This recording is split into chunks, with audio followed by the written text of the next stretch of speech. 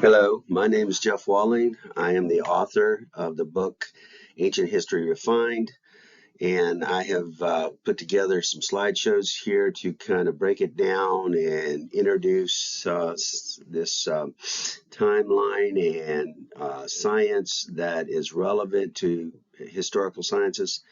So I'm just going to narrate this, and we'll go ahead and get started here. Ancient History Refined.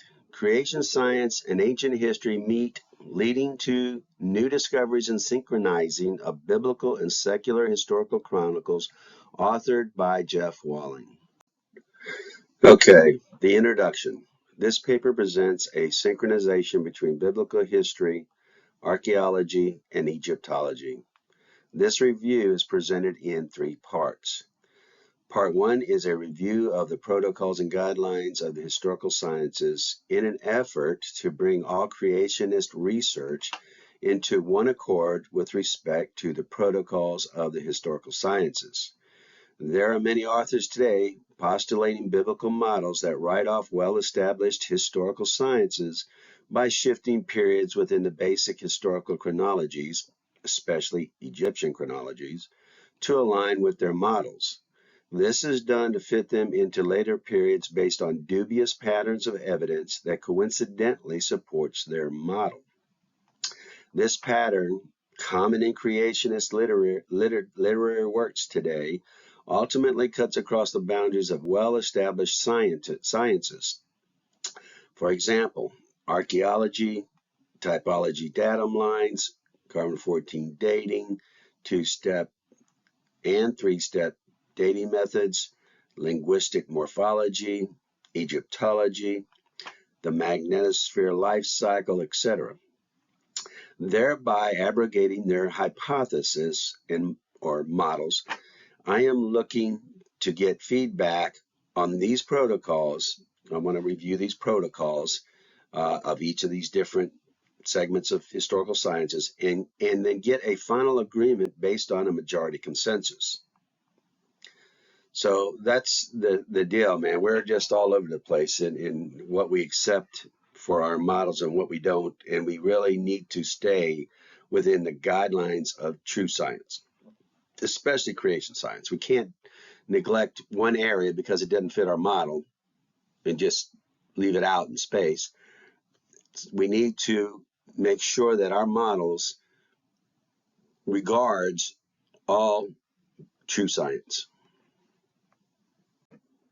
Okay.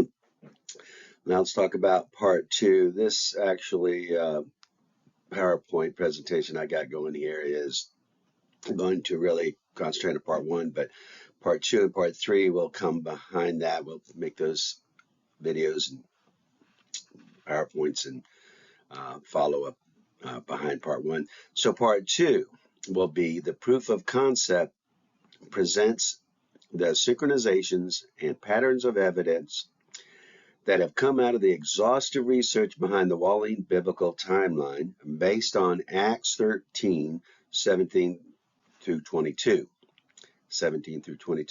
and the Egyptian chronologies adjusted in accordance with the carbon-14 3-step dating method.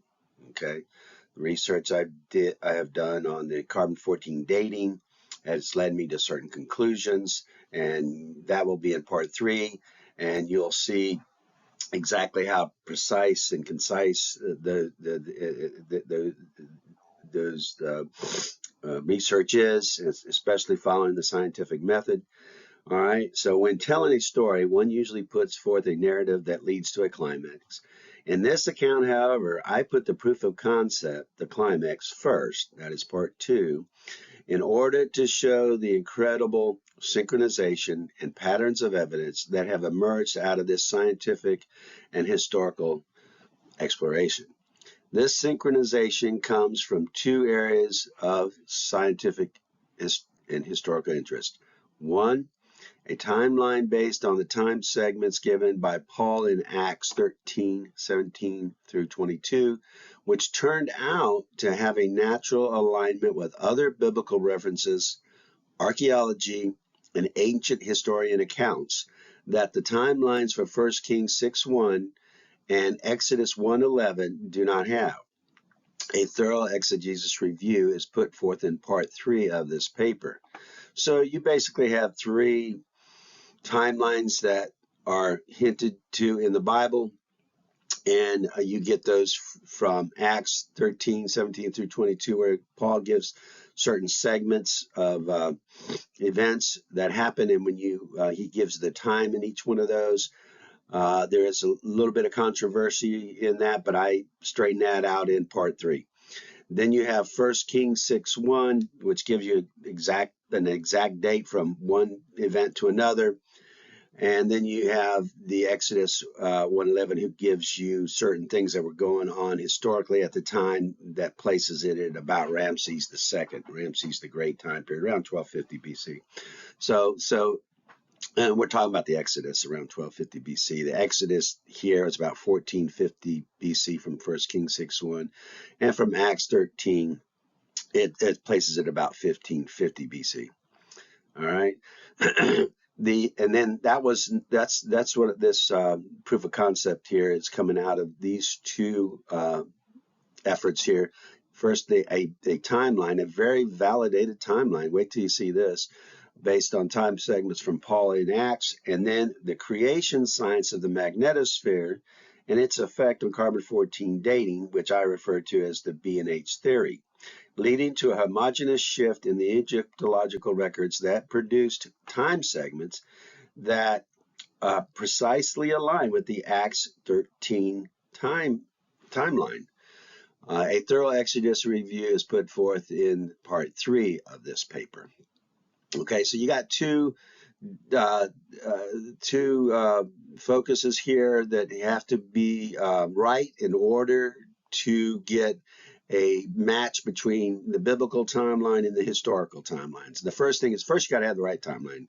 Is it truly Acts, Paul's segmented sections in Acts? Is it truly 1 Kings 6:1, or is it truly Exodus 1:11? So what you need to do is look at each one of those, okay, and see what natural alignments you have with other biblical references, archaeology especially, and ancient historian accounts. And that's what we did, and you'd be amazed at what we came up with, checking all 3 of these against those references. And then you have the creation science of the magnetosphere and its effect on carbon-14 dating. It's well known that carbon-14 dating and archaeology and biblical timelines just do not match up. Okay, so why? The question is why? And there's a theory out there, the B&H theory, the Barnes and Humphreys theories about the magnetosphere and its effect on carbon-14 dating. Basically, they are proposing that the further back in time that you go, the stronger the magnetosphere was, the stronger the magnetosphere was, the more protection you had from cosmic rays, which coming into the atmosphere does some molecular change to the nitrogen in the atmosphere, causing carbon-14 to be generated. And with the more protection, the less carbon-14 generation. So anyway, that was just a quick overview of that. Here is just the timeline that we came up with. You can't see because of my little displays here in the way here, and I wanted to show you that.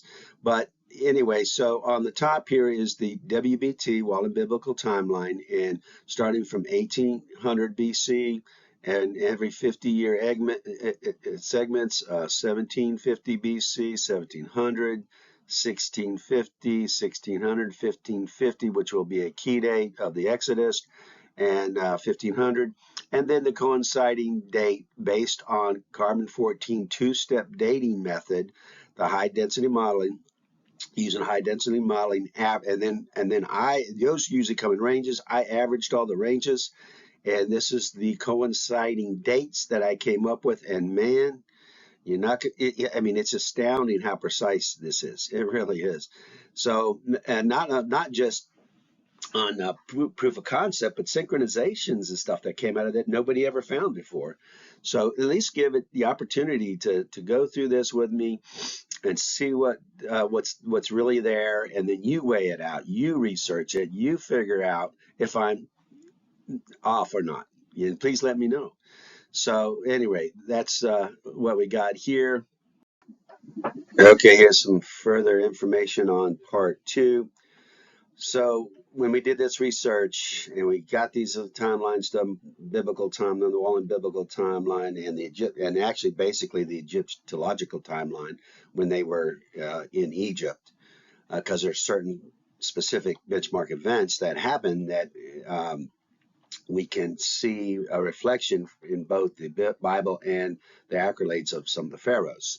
So every benchmark event along the timeline period where the Hebrews were in Egypt has been found to have exact matching patterns of evidence and synchronizations of time segments.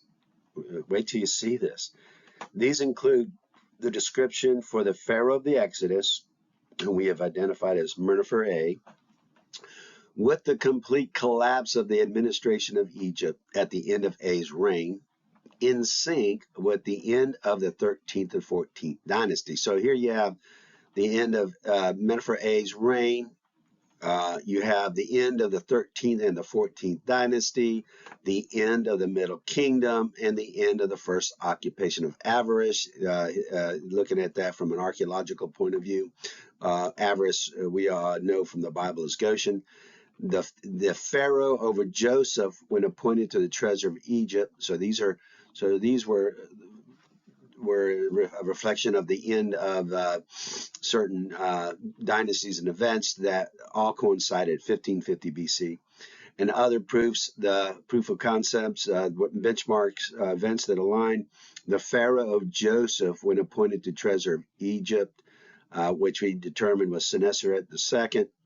The Pharaoh of the entry of Israel into Egypt, which we determined was Sennacherib III. The identity of Joseph as Senanka, treasurer under Sennacherib III. Wall paintings, which are these here, wall paintings of Nuhotep II, showing Canaanites bringing in their substances in trade for corn under Pharaoh Sennacherib II, and the identity of Pharaoh of the birth of Moses and his daughter, Moses' Egyptian mother, Fendi, and a dozen more bits of evidence. So I just highlighted this to show that we did get a matchup in all these benchmark events. How can that be? Does your timeline do that? When you go and see where Joseph was entered Egypt, was raised up to the second in command status, is that reflected in the Pharaoh you align it with? Does it really? So when you get this many alignments, and I'm talking about dozens and dozens of these points, conditional probability is you're onto something. Okay, and so now let's talk a little bit about part 3. Part 3 shows the validation of the Walling Biblical Timeline. We're going to refer to that as a WBT, the Walling Biblical Timeline, throughout these series, following the exegesis guidelines and the scientific method. Okay, this includes the creation science of the magnetosphere and its effect on carbon-14 dating. Again, what I refer to as the B&H theory, the Barnes and Humphreys theory. The results leading to a homogeneous shift to the Egyptological records, okay, that produce time segments that precisely align with the Acts 13 timeline as reviewed in part 2.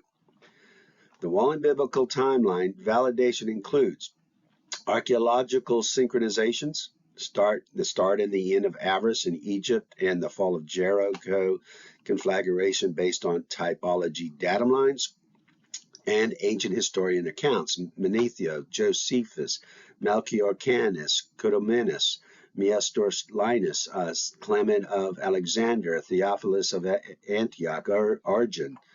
All right, so each one of these historians, Manetho goes back to 300 BC, or the 3rd century BC. So, and then Joseph, of course, is the 1st century. So this is, going back in time, they did not have a problem with the Acts 13 timeline. Their estimates from certain events was a perfect alignment, okay, with the Wallen Biblical Timeline. Additionally, I addressed the conflicts that biblical timeline models run into, such as the 1 Kings 6:1, the 480 years from the start of the temple to the Exodus versus the 450 years Judges period. That's a conflict. And the Exodus 1240 reference to 430 years in Egypt, based on the Masoretic text. Okay. Versus the 215 years in Egypt, which is expressed in the LXX and Sumerian text and other references. So you have some issues here that we get into and we sort it out, and we definitely keep to the scientific method and to exegesis references. Okay. So here's something I just want to show you real quick. Here is one of the timeline synchronizations that diagrams I put together.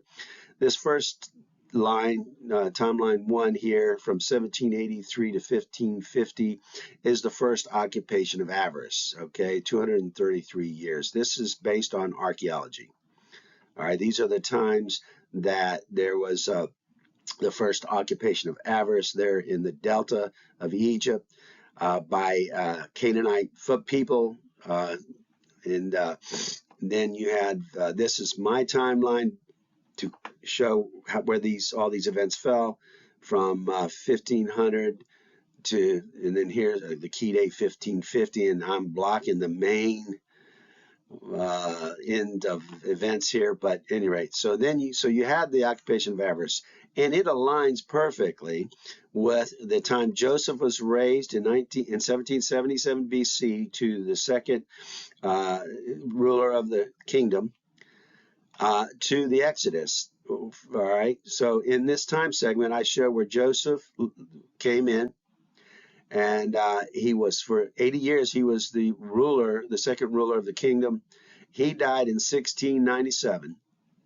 And about the same time, the Israelites were put in bondage. Okay. And then, of course, that was 145 years. Okay. And then at 1550 was the Exodus, which aligns with 1550 of the occupation of Avarice. And then you have the Egyptian dynasties, where we show where Joseph aligns with Sennacherib II. He was as pharaoh for 15 years. His reign was from 1781 to 1766. And right about the middle of that is when Joseph was raised to second ruler of the kingdom. Sennacherib II dies here, and then this is Sennacherib III. He was pharaoh for 37 years. Wait till we see what really came out of this. And then you have the end of the 12th dynasty, which coincide pretty closely in time to Joseph's death. So you had the end of the 12th dynasty, which synchronized with Joseph's death. And then you had the rise of the 13th and 14th dynasties, which coincided with them being put in bondage. Wow. Okay, what a synchronization. That's never been found before. Okay, this is a first.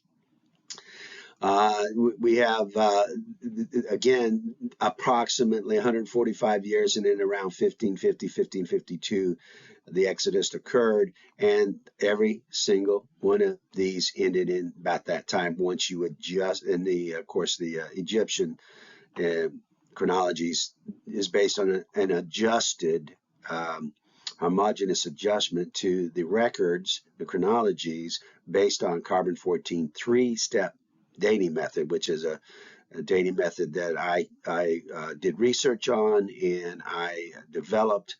And look at how perfect these timelines are. I mean, that's what a coincidence, right? Okay, so now let's do a review of part 1. Let's get into the meat of it. Part 1, protocols and guidelines of the historical sciences. What creationists, Bible scholars, and historians should adhere to while formulating models for the biblical histories.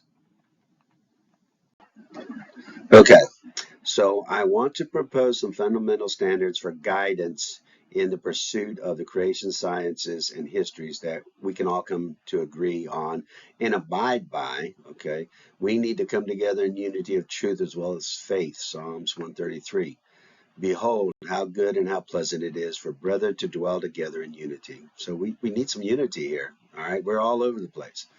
All right, as a Christian community, I'm on looking by the secular community. We need to come to a finite conclusion if we are to convince the world of the authenticity of the history of the biblical text. This first paper is from the introduction from my thesis I have written.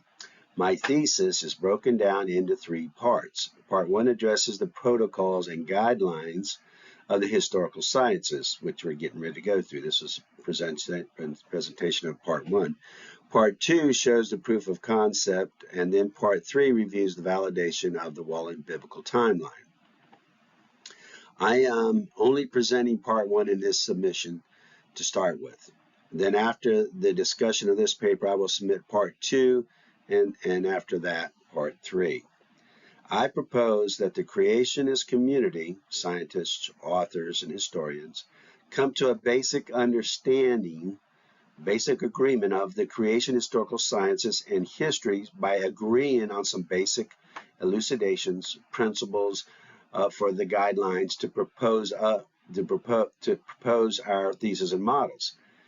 Please read, study, fact check the following statements concerning the historical sciences and return your comments if you disagree with any of these points or feel the need to refine some areas of interest or want to add some points. Please make sure your arguments are backed up by examples and case evidence.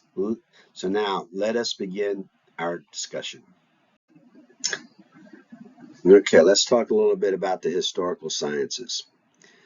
It appears that many of the proposed timeline models neglect to give due respect to the sciences to achieve the intentions of their theories without showing the rationale for accepting the implied assumptions that these sciences are either not relative or that they are in error, given the author's liberty to reassign time periods.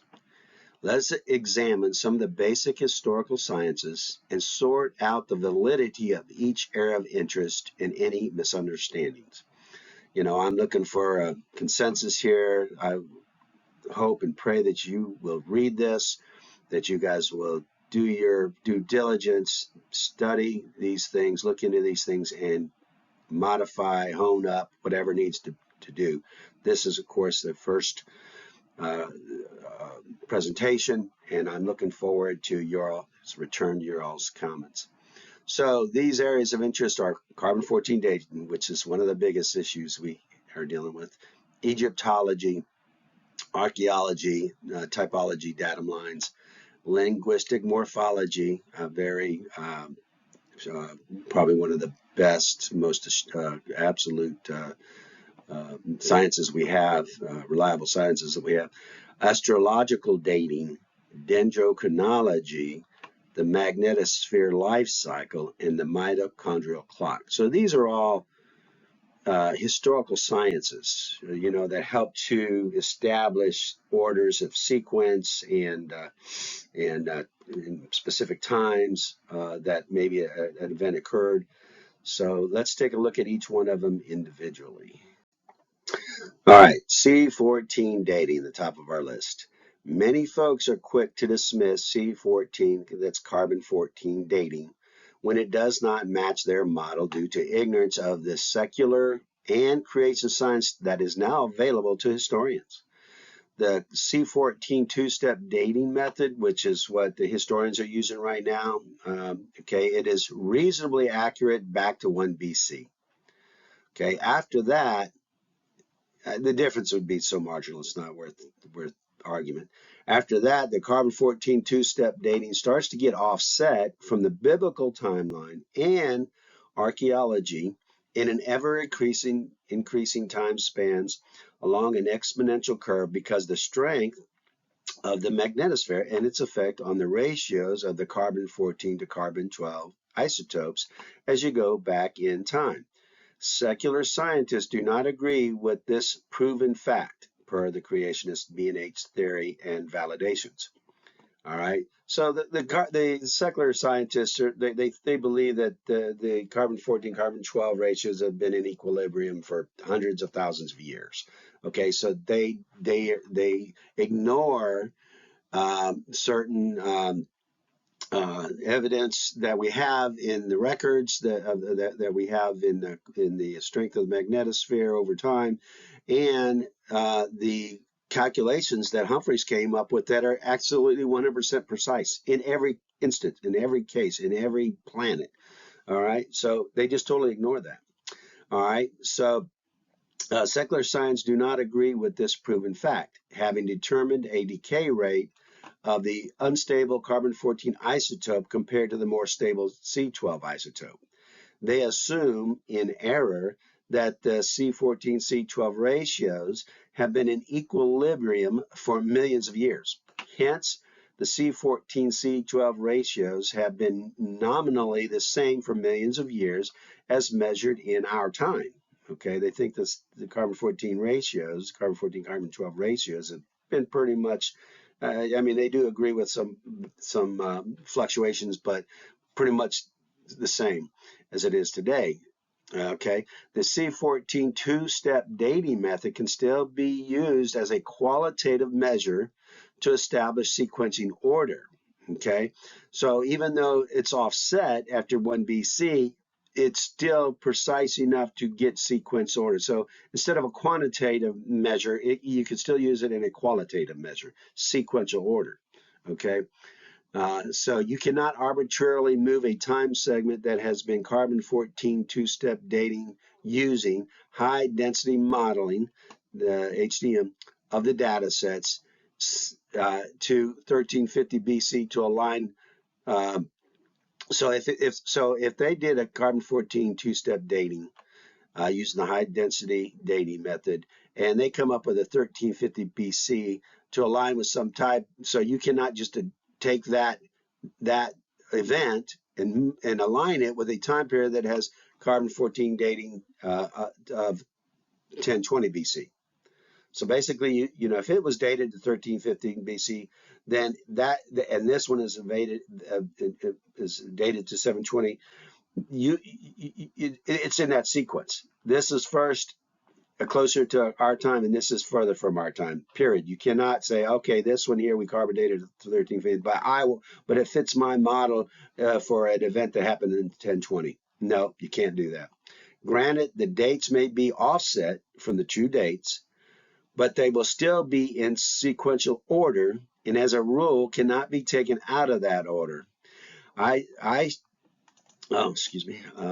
show the analysis, the B&H theory for the creation science behind the C14 three-step dating method as opposed to the C14 two-step dating method. Okay, this third step to the science based on the B&H theory brings the C14 dating into a very quantitative measure, plus or minus 50% age estimates from 2000 AD. Okay, back to 1800 BC as reviewed in part 3 of this paper. So this third step of the science based on the B&H theory brings carbon-14 dating into a very quantitative measure.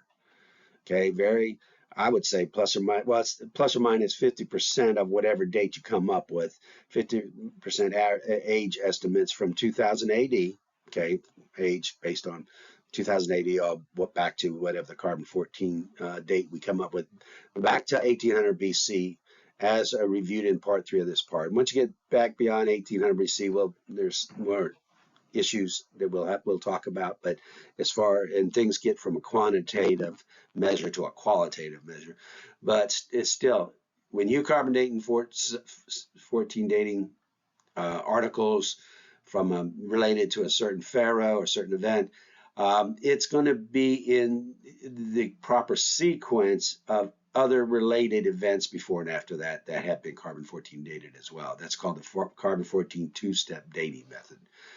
Which is actually determining a percent difference between the carbon-14, carbon-12, and some dendrochronology to hone it up. And I'll give them credit where credit is due. They have really come up with some acute results that helps us to define it and adjust it. All right, so that was carbon-14 dating methods and their parameters, I believe. So basically, carbon-14 two-step dating back to about 1 BC is good. After that to about 1800 BC, you need to use the carbon-14 three-step dating method, which will help you do a homogeneous adjustment to the Egyptian chronologies. And the fact is that the Egyptian chronologies are the juggernaut of the histories, and that every other history where there's any interface between any other culture and Egyptian culture has to align with Egyptology. That's just the way it is in the historical sciences. And so from 1 BC to 1800 BC, you can use the carbon-14 three-step dating method, and then after that, no matter what you use, the three-step or two-step, it will give you a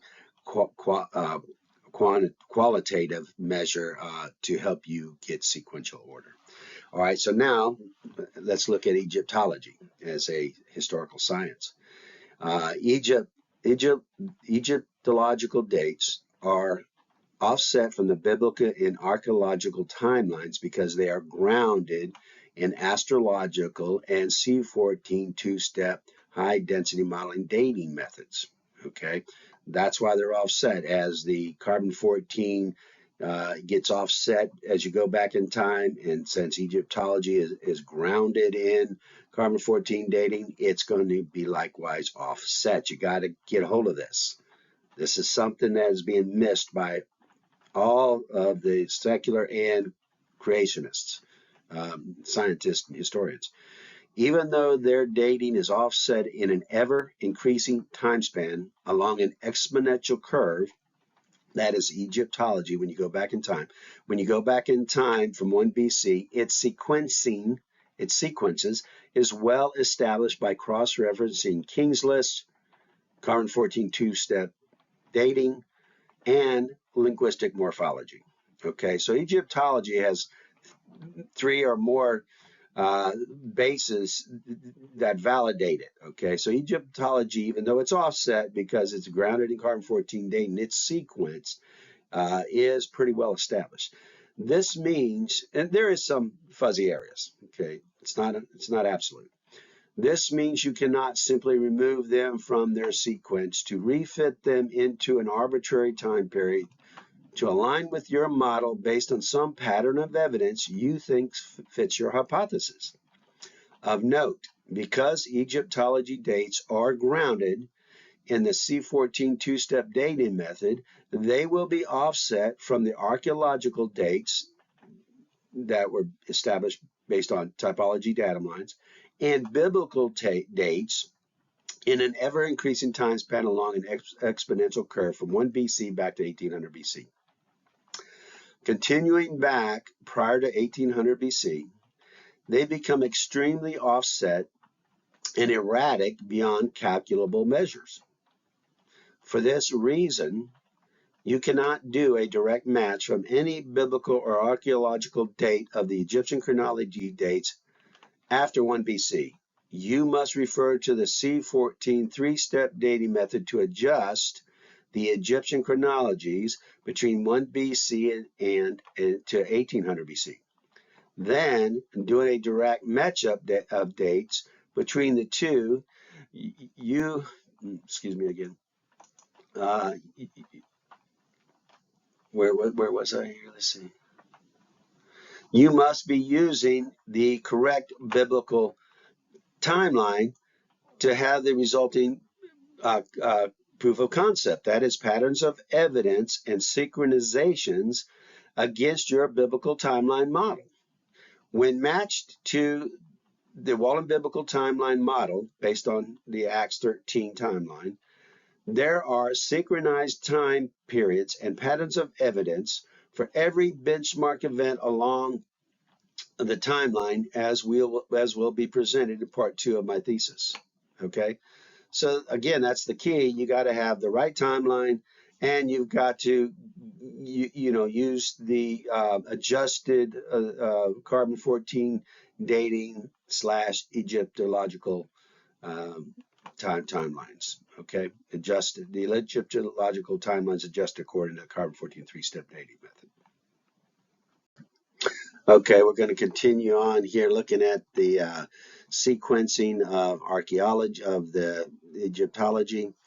All right, so we have this table 1 down here. So table 1 below shows an example of the correspondence between carbon-14 high-density modeling average dates compared to the Egyptian pharaonic reign dates.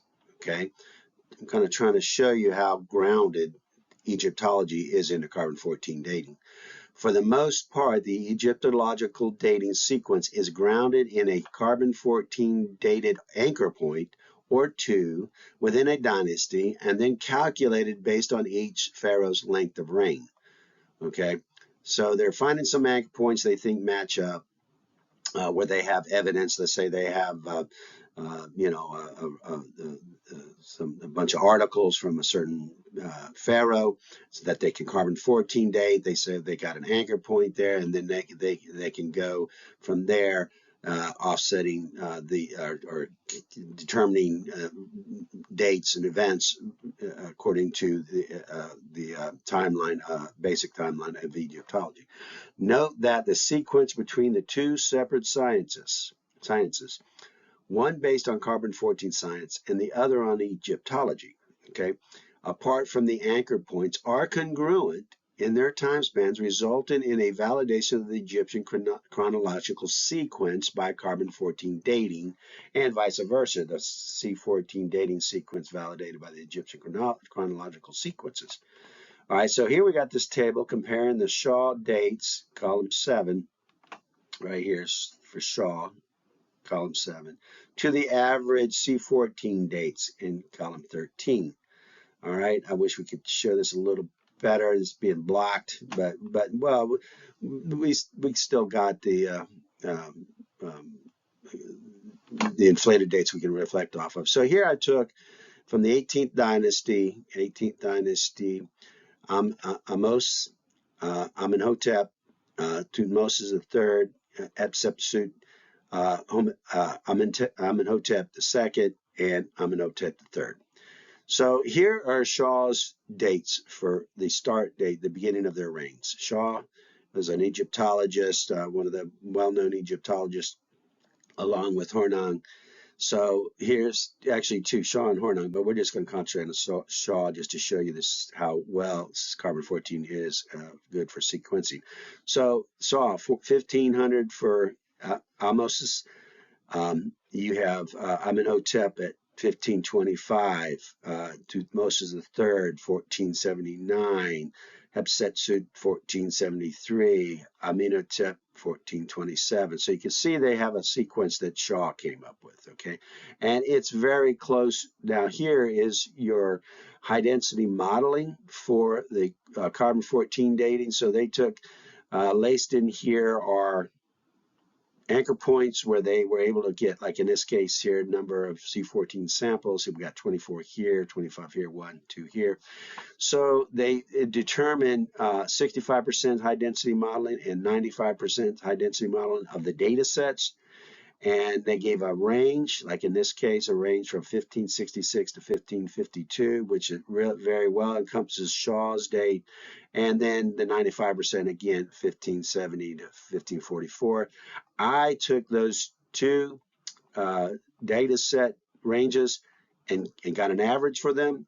In this case, I got an average of 1559. In this case, 1557. And an average of those two came up to 1558 average. Okay, so the you could see, you can't really see here, but we'll show it here. So this right here, actually these are those dates here in the case of the pharaohs, but in the case of like Ehud and Deborah from the Bible, these are actually dates, are anchor points, are dates from the biblical timeline from Acts. So look at this Shaw's, 1550, 1558, 1525, 1533, 1479 from Shaw, 1487 from carbon-14 average dates. This average dates available. Okay, so the sequence in both of them are not only are they in the same sequence? They are also, believe it or not, I was astounded, exactly the same rain dates between the dates, even though it's offset a little bit. So this is 1558 is 1550. So all of these actually you're going to find are 8 years offset. Isn't that something? Let's take a look at that on the next slide and show that it surprised me it was that accurate. Okay, so here is that figure that I was telling you about, how we break it down and just isolate what the data, the information we are talking about here. So this is from that table 1. This is the Shaw's ascension dates for each of these pharaohs and their years reign, their lengths of reign between each of these pharaohs. And this is the carbon-14 high density modeling average. And this, take a look for Moses, 25 years from 1550 to 1525. From 15, and then C14 from 1558 to 1533, 25 years. 46 years between these two pharaohs, 46 years between the carbon-14 Dating average. 6 years between these two pharaohs, 6 years between the carbon-14 Dating. I just, even now, I'm like, how can this be? How can it be this accurate? You know, and the fact is, I took the two different high density models, one at the 65% and then one at the 95%, and then I averaged those two. So it's not like they saw this and made it, formulated it, on some suspicious level or whatever. So no, it's because nobody would have thought to do that. I did, because I just wanted to get an average of everything, and I've been using averaging in a lot of this historical stuff and finding it very good, very accurate. But look at this, 25 years, 46, 46, 6, 6, 46, 46, 37, 37. I mean, my goodness. And all of these are off by 8 years than these. So, this sequential order is very much reliable and validated. Okay, so carbon-14, let's just agree that we can use it for validating sequences, not necessarily times, because they're offset as you go back in time to the magnetosphere, but definitely in sequence. And again, since we know that, we were able to go to the third step in the carbon-14 dating, and we will get into that into part 3. Okay, so that was the rundown, lowdown on Egyptology and carbon-14 dating. Now let's talk a little bit about archaeology. Archaeology, typology datum lines are very well established. Okay, this is probably one of your more absolute sciences here. To propose to shift a time segment from one time period to another cuts across the grain of the science of archaeology and therefore invalidates your hypothesis unless you can show that it is a good fit based on typology and iconography in the reposition period. Okay, you can't just switch it from one place in time to another place in time just because it fits your model based on some patterns of evidence you think you see in there. But if it crosses over these datum lines, you've got to show where that typology or that iconography fits in that new position.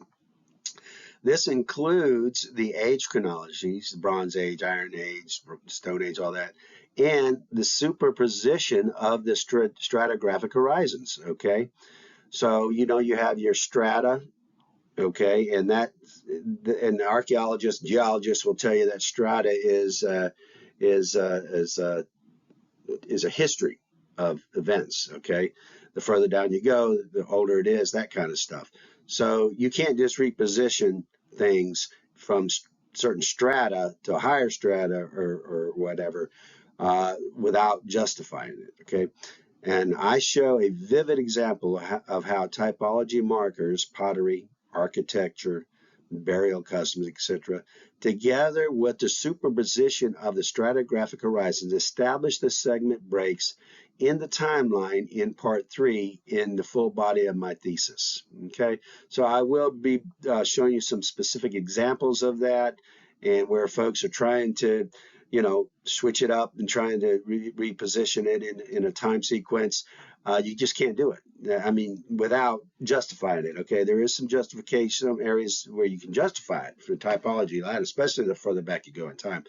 But the archaeology and carbon-14 and Egyptology do not align very, very well at all. Archaeology and biblical timelines are offset in an ever increasing margin of error as you go back in time because of the carbon-14 dating that Egyptology is grounded in. Okay, now let's talk about linguistic morphology. All right, well, linguistic morphology is another well-established empirical science.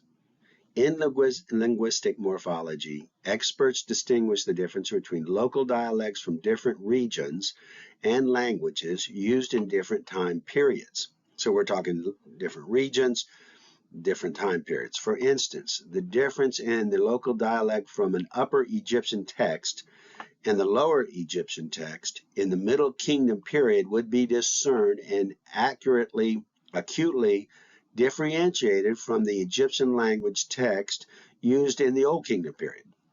So no matter what region it's from in the New Kingdom, you cannot mistake it as if it or confuse it with the Old Kingdom period in the writing and the linguistic morphology from that period. This means you cannot remove them from their sequence to refit them into an arbitrary time period to align with your model based on some bit of ambiguous evidence that you believe fits with your hypothesis without addressing the reason for such a disregard for scientific protocol. Yeah, linguistic morphology it's one of the more broader time spans, and we're getting ready to see this from Hodge. But it is definitely setting benchmarks. It's definitely setting anchor points. On the basis of ancient texts, this is Hodge, scholars generally divide the history of Egyptian language into 5 periods. Old Egyptian, from the period of 3000 to about 2200 BC. Middle Egyptian, from 2200 to 1600 BC. Late Egyptian, 1500 to 700 BC. Demotic, 700 to 400 BC, and Coptic from 2nd century until at least the 17th century. Thus, 5 literary dialects are differentiated. These language periods refer to the written language only, which is often differentiated greatly from the spoken dialect. So you see, we got 5 different literary dialects here that separate the literature of Egyptology into these different time periods. Okay, there's no mistaking that if something from the Middle Egyptian period is from that time period as opposed to the Old Egyptian period. Okay, you can't take something from the Old Egyptian time period and say, well, that's not right. The Egyptology's got it wrong. It actually belongs in the Egyptian and Middle time period. For the most part, no, you can't do that. Consider the following textual comparisons of the earliest translations of John 3:16 as shown in the English Hexapla Parallel New Testament, all congruent with the message. Okay, so we took a scripture, John 3:16, and so that you can relate to these differences, and we're going to go back in time with them. Now they're going to get real difficult. I'm not going to be able to pronounce half this stuff, and I'm going to mess it up. But I want you to see just from an English, and that way you can relate to what Hodge is saying here. All right, let's start off with the John 3:16 from the modern English version. For God so loved the world that he gave his only begotten Son, that whoever believes in him should not perish, but have eternal life. Very clear. It's the way we would say it today with our modern English. You have the Reims from 1582. For God so loved the world that he gave his only begotten Son, that everyone that believeth in him perish not, but may have life everlasting. Again, I don't know if I pronounced that right. I don't have in here the King James Version, but even there is quite a bit of throwback. The Geneva 1560, for God so loveth the world that he hath given his only begotten Son, that none that believe in him should perish, but everlasting life. So I don't know if I would want to go any further. I already feel like a fool. So anyway, read these as you go back in time. For God so loved the world. So just when you read these, it's just a definite morphological difference to the point where, like here, there's just no way that you can even understand that as English. Okay, so I don't know if I should even try this. So, God lufod meden erd swa dat sed his ancenian sunu dat nan ne forward de on hen geli ek habi dat ek lif. All right. Would you mistake this language for a modern day or for Geneva 1560? No, you would not. Modern linguistics is very, very well established, very empirical science. So it sets. So try to relate that to the Egyptian linguistics. Same thing. You can't take something that was done back in this time, some event from this time where the language was like this, and say, oh no, that was from 1582. So it parallels a line and is associated with there's patterns of evidence that associates it with a 1582 event. Nope, sorry, don't work. All right, continuing on with linguistic morphology. Different English-speaking locations throughout the world have distinct dialects and word variants. For instance, compare the Bostonian accent to the Georgian accent in America. Or compare the English-speaking world, UK, Scotland, Ireland, Australia, which have variances from the American speech, with their accents and some words such as boot for trunk, put it in the boot, like put it in the trunk of the car, or biscuit for cookie. Can I have another biscuit?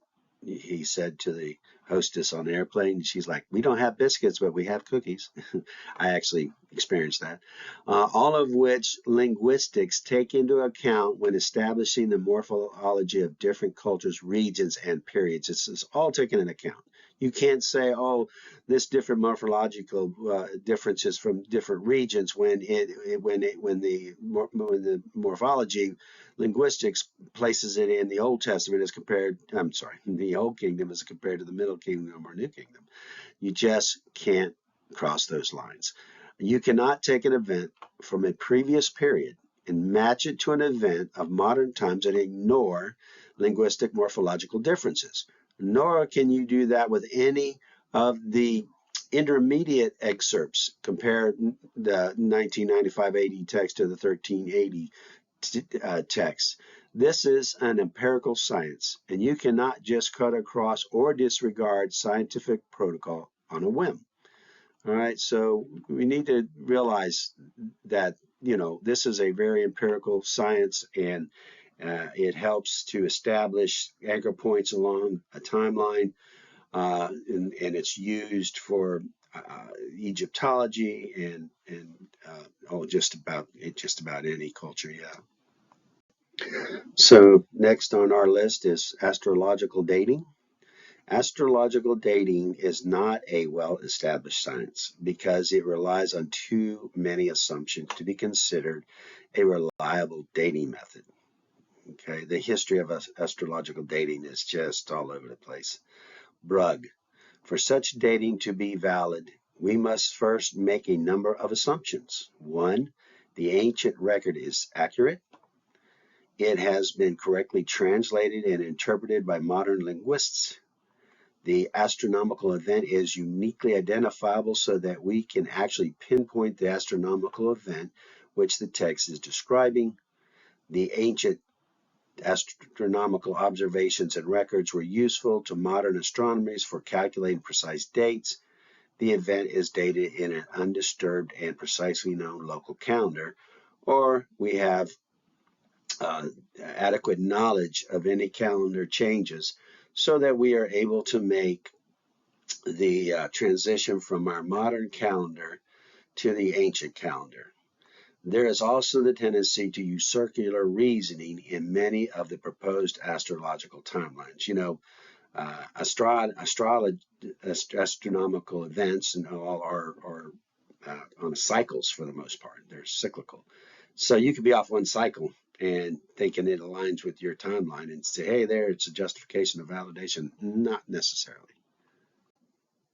So in astrological dating, much of the data is based on cyclical time periods, 5-star alignments, lunar eclipses, full moons, etc., and can be conformed to one's model based on an offset time period, be offset by 1, 2, or more cycles out of sync from the true time period. Astrological dating is useful as a qualitative measure for recent events back to about 1 BC. Wits. Since the success of this method depends on the reliability of written sources and the precision of their accounts of astronomical phenomena, attempts to date literary texts which may describe astrological events loosely or even as metaphors have led researchers to conclusions that appear precise but rely on invalid assumptions and consequently less widely accepted. Thus, the attempts to date Vedic text describing the Pleiades as rising due east to about 2300 BC, which is a time when the Pleiades rose exactly due east, is complicated by the fact that the poetic where am I?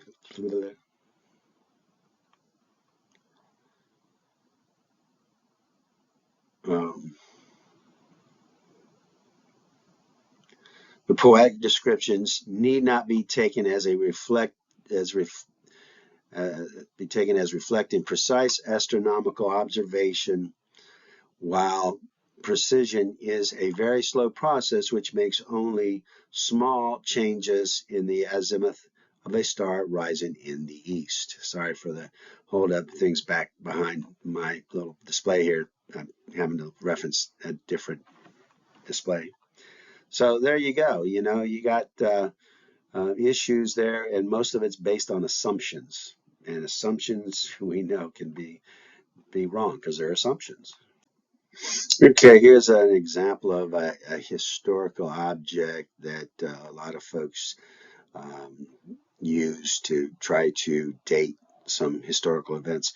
This is called the Nebra sky disk from about 1600 BC, dating to about 1600 BC. The inlaid gold depicted the full moon, a crescent moon about 4 or 5 days old, and the Pleiades star cluster in a specific arrangement, forming the earliest known depiction of the celestial phenomenon. So anyway, if you're into astrology and astronomical events, trying to do a timeline, this is one of the key objects found in a certain culture that folks key on.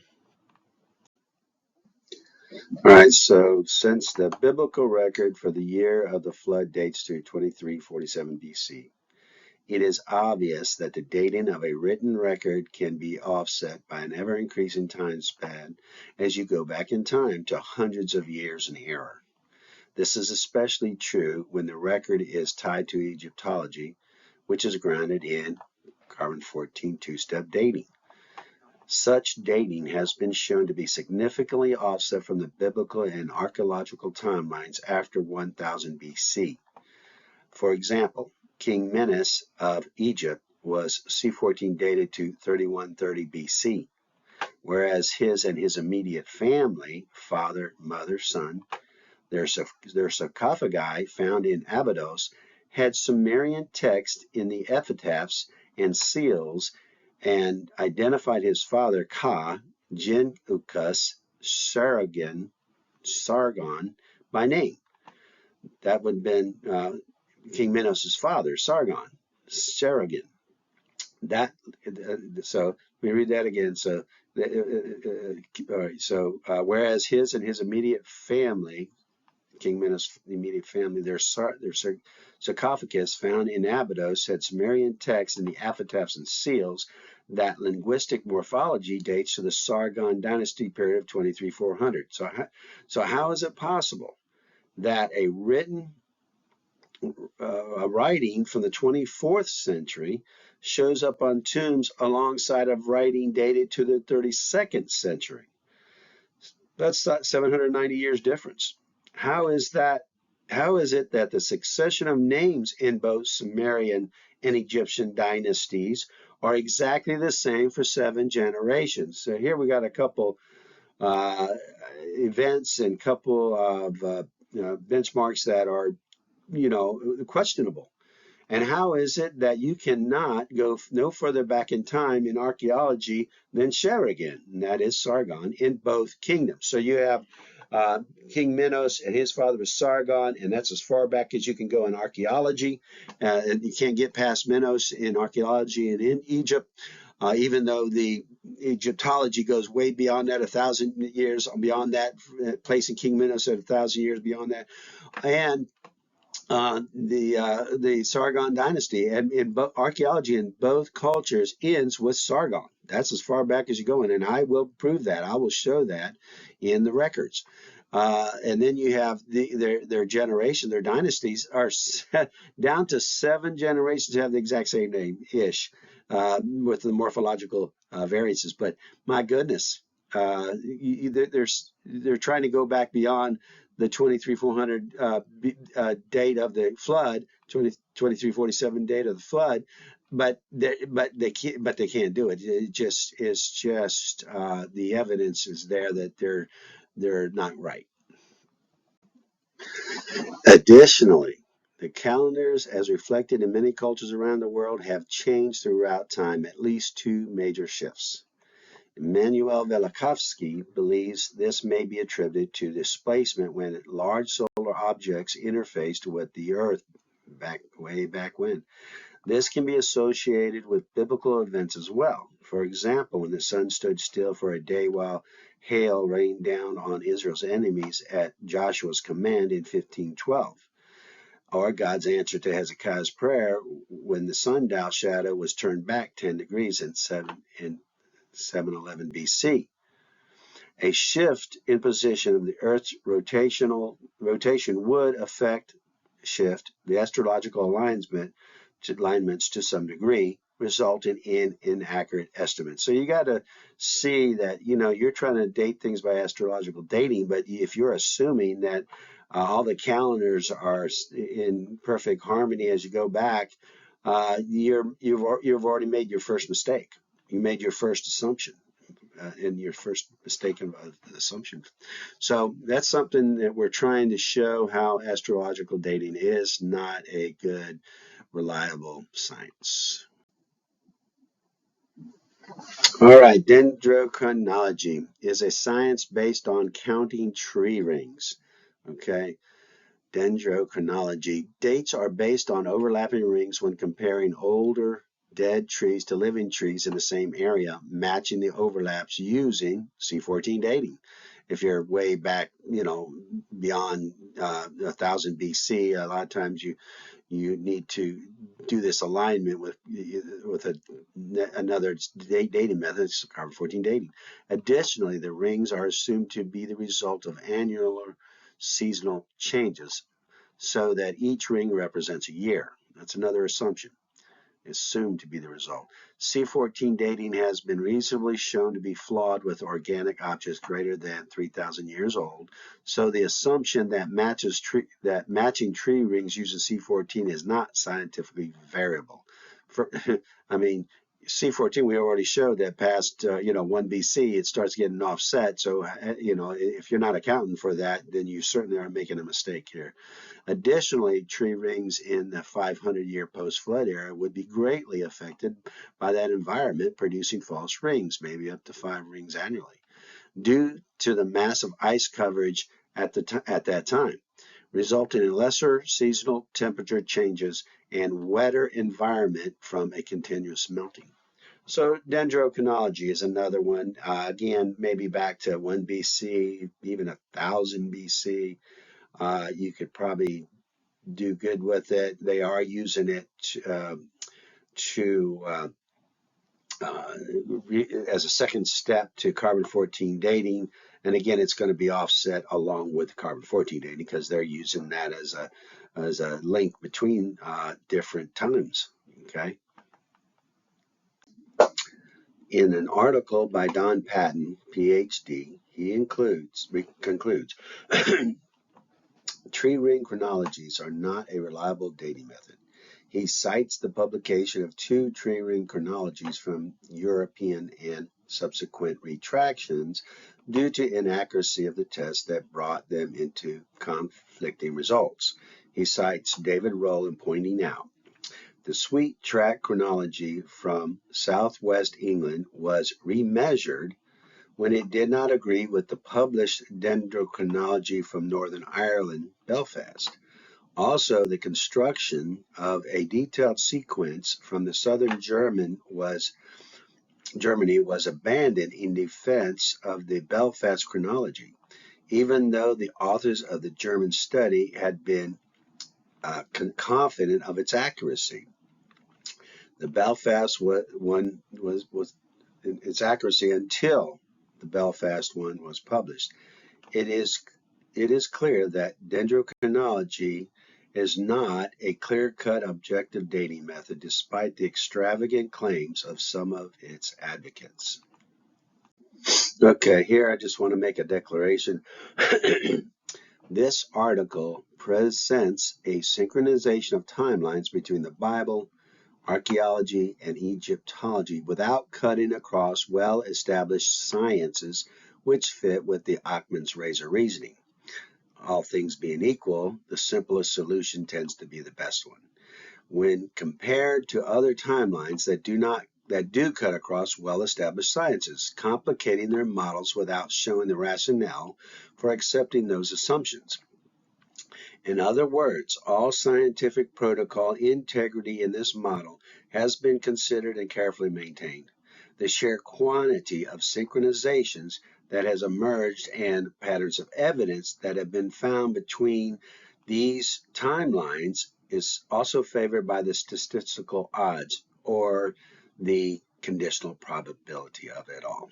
So, yeah, we got a timeline here, and it just has a good alignment without cutting across the grain of other sciences, which makes it the simple one. Is if you got a hub of different sciences here that all it aligns with your model, that's a good sign.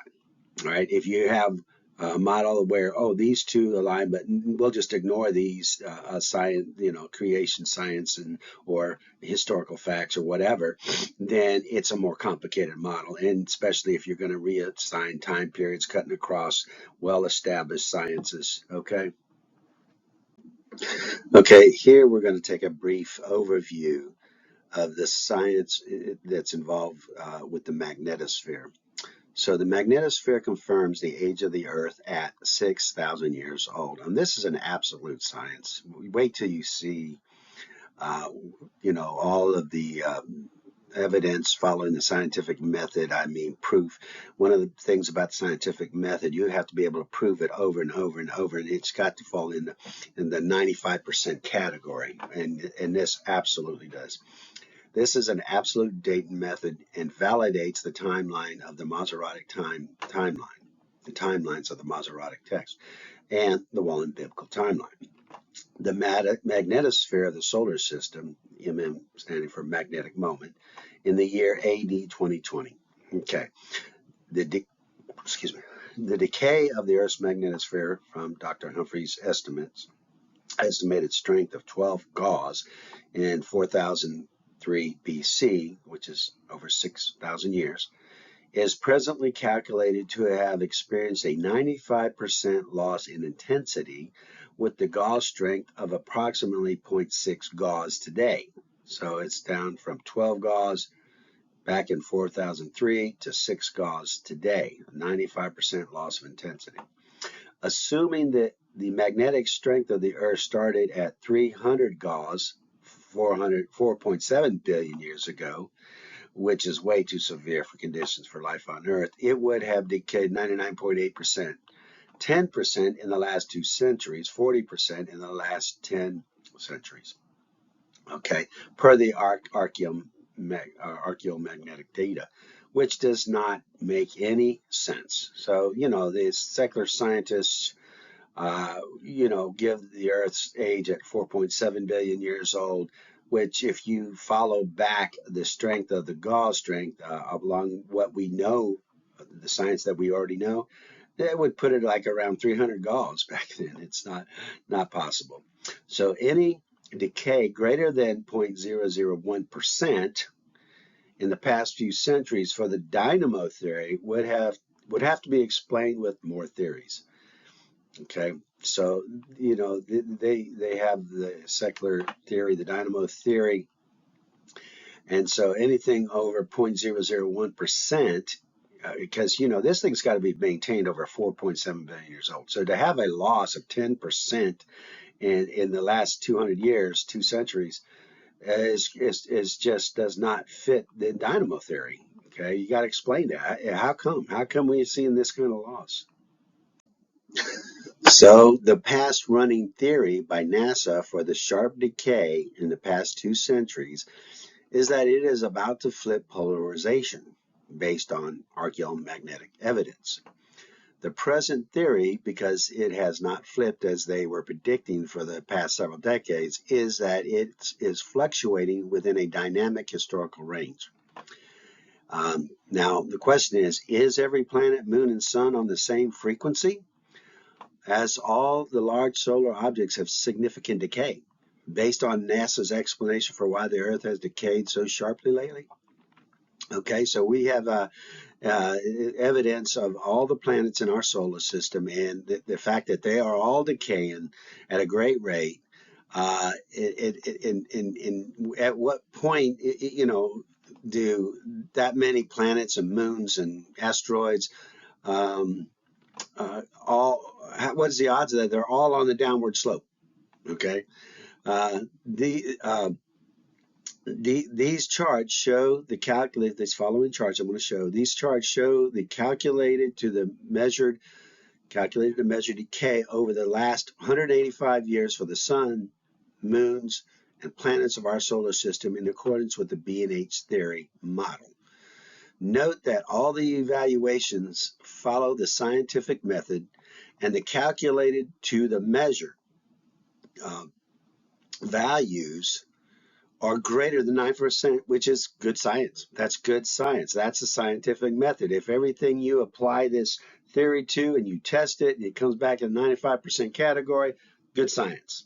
That's following the scientific method. I don't know who could argue with that. Dr. Humphrey's model is based on a 6,000-year-old Earth, not a 7,000 or a 10,000-year-old Earth. Okay, it only works for a 6,000 assumption of a 6,000. Well, not assumption. Actually, we have calculations for that too. All right. So when tested, ages greater than 6,000 years resulted in a substantially lower percent accuracy. 7,000 years to the creation event has about a 75% accuracy compared to the 6,000-year-old that has a 95% accuracy, which is not acceptable for good science for those who propose that the Earth is greater than approximately 6,000 years old. So it's definitely an absolute science, and it definitely confirms that the Earth is 6,000 years old. Up until now, creationists and Bible scholars, when dating historical events, have neglected to consider the strength of the magnetosphere as you go back in time and its influence on carbon-14 dating, and they failed to make the necessary alignment synchronizations of time periods from the biblical chronologies with secular chronologies. Okay, this is key. This science is key to breaking the code. You know, why the archaeology and the biblical timeline and Egyptology don't synchronize. Okay, all right. Synchronizations of time periods have been discovered by applying Dr. Barnes and Dr. Humphrey's theories, the B&H theory, to the Egyptological chronologies based on the C14 dates given to artifacts of associated time periods. The keys to finding the synchronizations of time period lie with a validated biblical timeline, the Wallen biblical timeline, the Acts timeline from Paul, the segments that Paul gives us in Acts 13, and quantitative adjustment based on C14 three-step dating method to the secular historical chronicles based on strict adherence to the scientific method. If your timeline does not produce obvious patterns of evidence of the major benchmark events between the biblical and secular chronologies, then it does not meet the requirements of the scientific method. Sorry, it doesn't meet you can't find something. In other words, it does not pass the test and is an invalid hypothesis. You cannot readjust periods and make alignments between the secular histories and the biblical history, and because you found one or two key patterns of evidence, it reflected in both at some point, without every other point lining up as well. And that's the problem. You know, they get this one point and they say, look, this point here lines with this point, so it must be, you know, we must have our synchronization right. No, what about the rest of the benchmark events? You got to have them all aligned. If it's possible, and if it is possible, then it's possible. And I've proved that it is possible. Okay, now let's take a look at some of the data and the science behind the magnetosphere and the decay as you go back in time, and how absolute it is, how reliable it is. We're going to be looking at all the different planets and moons, the sun, and you're going to see that all this is really absolute. It's really, you really can't argue with it much. Okay, so here is a little diagram of the Earth's magnetic moments down through time. Earth, of course, we would have so much more data, so it's our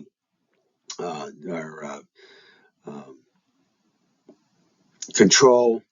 Okay, so that we can know what's happening on these other planets. Okay, so the Earth's calculated to measured decay ratios are less than 2%, which is well within the acceptable variance for a dynamic media. Earth is our control entity. So right here we have our year calculated to measured percent ratios are calculated moment. Okay, so this is from Dr. Humphreys. He formulated a calculation to be able to calculate the magnetic moment and the decay of the magnetic moment based on Sir Horace Lamb's theory, which is a very viable, accepted theory in science. And then here is the measured magnetic moment down through time. Okay, starting in 1835, it was measured at 8.5. It's a Tesla unit of some sort. So anyway, magnetic moment, we'll just say Gauss because it can be transferred into Gauss units. All right, so in 1835, it was measured at 5.522 Gauss. The calculated strength at this time came out to 8.459. Well, that's a 99.26% accuracy. All right. So, and that's what you're going to see. 1945, we measured it, and that is the strength of the magnetosphere about the Earth, protecting the Earth from cosmic rays. okay? And it had a magnetic moment of 8.468. Well, we calculated it at 8.419. That's a 99. So we're in the 99% here. We're in the 98%. So that's a 1.5% difference as we go down through time. So with 1983, it started out measured at 8.522, and down in 2020, it measured 7.46. Okay, so 185 years or more. And in the measured strength, calculated magnetic moment was within 99%, 98%. It was within 2%. Okay, and as you can see here is the calculated magnetic moment here in the blue, and here is the measured magnetic moment in the red, and you can see it has a bit of a cosine there too. You got to expect that in a dynamic force. And then here's the calculated, and as science is, this should float up and above a measured calculation, because this is dynamic and this is just a linear calc. So this looks exactly like it should if the calculations were correct. And man, it's within 2% on the Earth too, because we have some really good, accurate measurements for the last 2 decades, 2 centuries. So that's outstanding. That's good science. That's just amazing right there. Okay, so that's just the start. All right, so let's take a look at some of the other planets using this as our control. Okay, here we have some of the data for Venus, Mercury, Mars, Earth's moon, and Jupiter's moon, Ganymede. So here we have Venus has decay greater than 30%. Now, we said the Earth was almost 10% degradation in the last 185 years. And this is greater than 30% in the past 100, according to calculations, according to Dr. Humphrey's calculations, years, with the calculated to measure ratio being less than 5%. So that's good. That's greater than 95% accuracy. That's good science. Mercury has decayed 21%. Look how great these percents are. There's just no way this can be for 4.7 billion year old Earth. You can't have this sharper decay in the last 185 years compared to 4.7 billion. All right, less than 4% difference in the ratio. Mars has decayed almost 30% in the past 185 years, and we have a little more next to Earth. Mars is our next planet that we have sufficient information for. It was less than 1% from what we got. I mean, we don't have as much data as the Earth, obviously. In the Earth, we have a little more time span, so we can, but I'm sure this is probably a little greater than 1%. But right now, with the measurements that we have, it's within 1%, 99%. Earth's moon has decayed over 40%. All right, of the ratio at about 3%. That's 97% accuracy compared to the Earth's.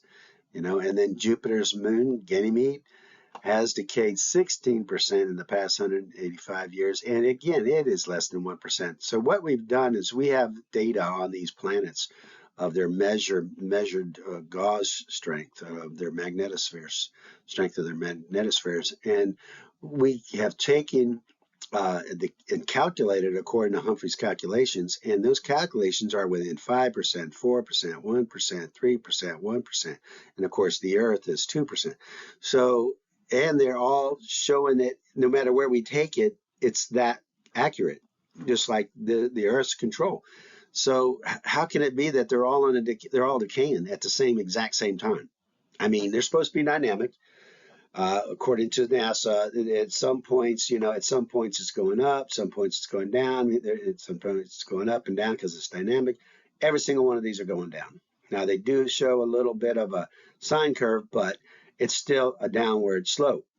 Every single planet in the solar system. How is that possible? So now let's take a look at these charts we have here. This is for the magnetosphere decay from Mercury. Okay, so here is the calculated magnetic moment from Mercury down to the last 185 years. Okay, from 1835 to 2020. And here is 3 points in time that we got measurements. And look at how close they are in their calculated and measured values. 96.3, 96.3, 96.3. I'm telling you, what are the odds? So here is a very good reflection of the accuracy compared to our control, the Earth. Just at every point, at any point you measure it, it's within, in this case, it's within 5%, and here's Venus. Here's the magnetosphere decay of Venus. Okay, we got one reading here in 1984, and it's within close to 97%, 90, yeah, greater than 96%.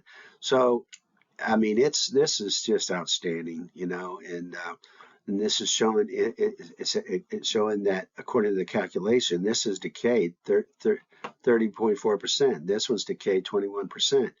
It's all on a downhill slope, and it's a great margin. I mean, it's 21% in 185 years.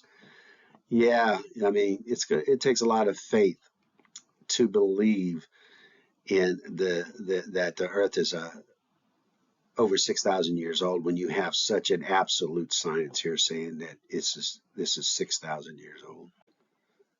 Okay, now let's take a look at the Moon, Mars, Jupiter, and Ganymede. All right, again, look, these are the calculated magnetic moments for the last 185 years, 2 centuries about, and it's all on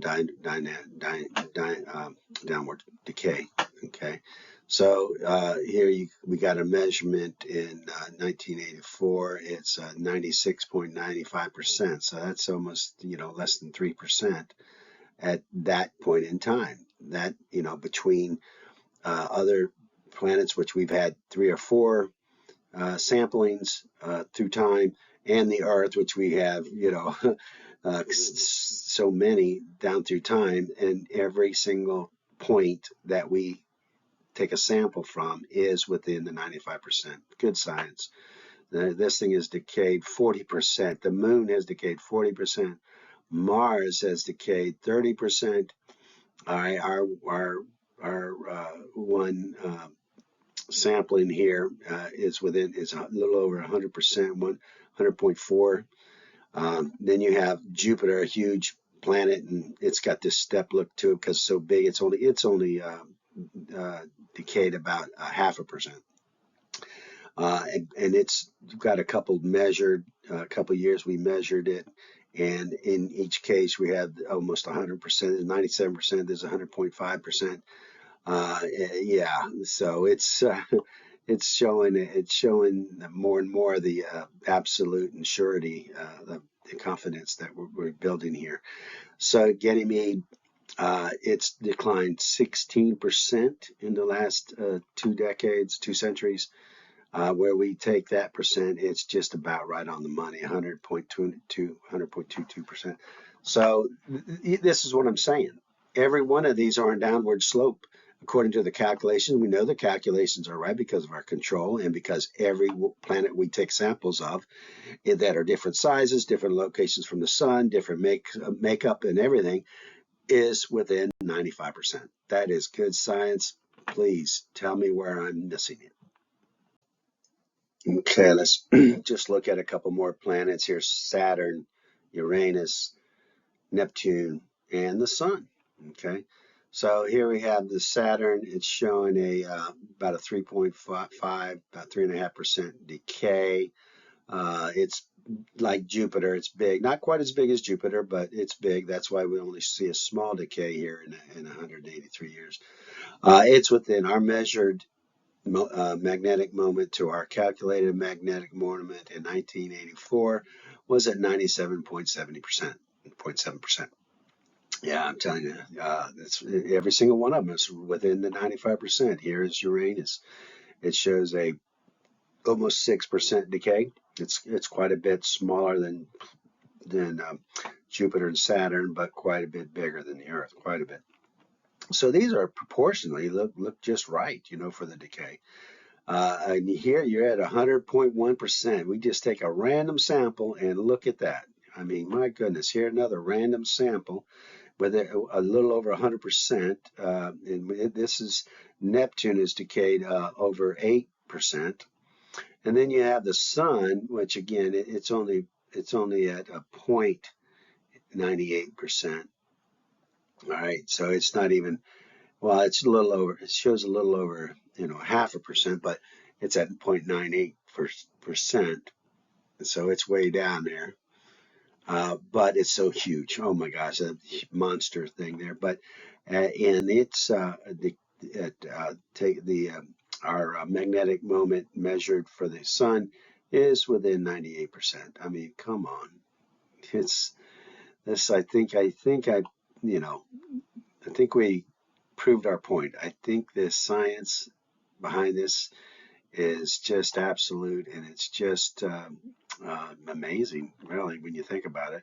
So we can go on from here now. We can take this, and I think we can see for sure that as you go back in time, according to the calculations and what measurements we have, the stronger the magnetosphere was to protect us from cosmic rays, which in turn generated less carbon-14 in the atmosphere compared to the carbon-12 ratio. So it has not been in equilibrium like the secular scientists are assuming. It has a great decay, and it makes a difference on the carbon-14 ratios, which means they're misinterpreting the decay and the decay rate over time, especially when you get past 1 BC.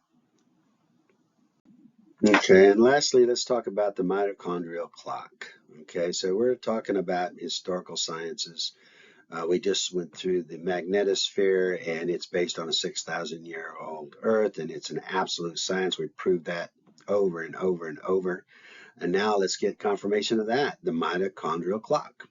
In an article reported in the Journal of Creation regarding new findings of mutations within the mitochondrial genetic barcodes, it was found that all animal species expanded from a small founding populations within the last 100 to several hundred thousand years. The 1 to several 100,000 years is based on an evolutionary matrix fixed to secular paleontology and especially the fossil records. Okay, that's where they're tying it into the age of the Earth, what they think is 4.7 billion years old, and trying and where these certain phyla show up in the superposition of the rock strata. Okay, but Jensen, on the other hand, estimated the age of human mitochondria solely based on observable mutation rates, and that is 5 to 8 mutation rates per generation, and found that variations of the human mitogenome agree more with a biblical time frame of around 6,000 years than a generally accepted 200,000 years. Okay. Note that this would be true for all different kinds of animals, as they all are estimated to have originated at about the same time as previously stated.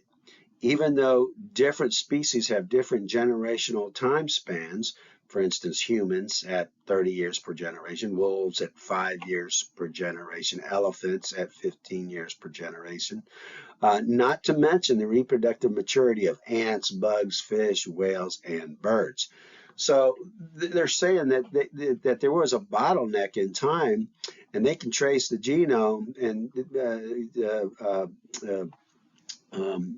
mutations back to this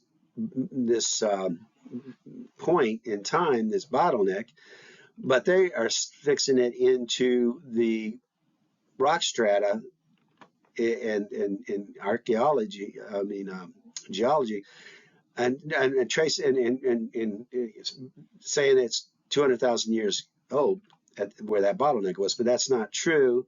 If you just go simply by the 5 to 8 mutations per generations, and then you count back to about 6,000 years, it will degrade to about 6,000 in mutations to around 6,000 years, and that's in every animal. How can that be? How can every animal, number one, come back to a specific bottleneck, just like the Bible says, Noah, about Noah's time, I believe that's 2347 BC, and it's every single animal. Every single animal can be calculated to the mutational rates back about 6,000 years. Anyway, so that's going to wrap up this presentation. I really do want to hear back from you. Correct me where I might be wrong. Prove your point of view. I want to know. I'm open. I'm open. I'm not one of those that are stuck on this. I've done the research. I'm really confident in it. But I am definitely, if you can prove to me that something needs to be honed up a little bit or something's just totally off, please let me know, and we will go from there to try to establish a general understanding of the historical sciences and guidelines to produce our models. All right, now that we've gone through that, I'm going to look at here some examples of shifted time periods in popular models that are out there today. Okay, so this is going to be the top 3 in my book here. Here are 3 examples where the scientific protocols were ignored in order to propose a thesis. First example. All right, so here you have Anne Habermas proposes that Imhotep is Joseph. Imhotep was an architect for Djoser of the 3rd dynasty of Egypt. I know I didn't pronounce that right. Dating to around 2000 BC, according to the Wallen Biblical Timeline. And also places him at the end of the 6th dynasty and the Old Kingdom of Egypt in about 1958 Wallen Biblical Timeline. She also places Joseph at the end of the Middle Kingdom.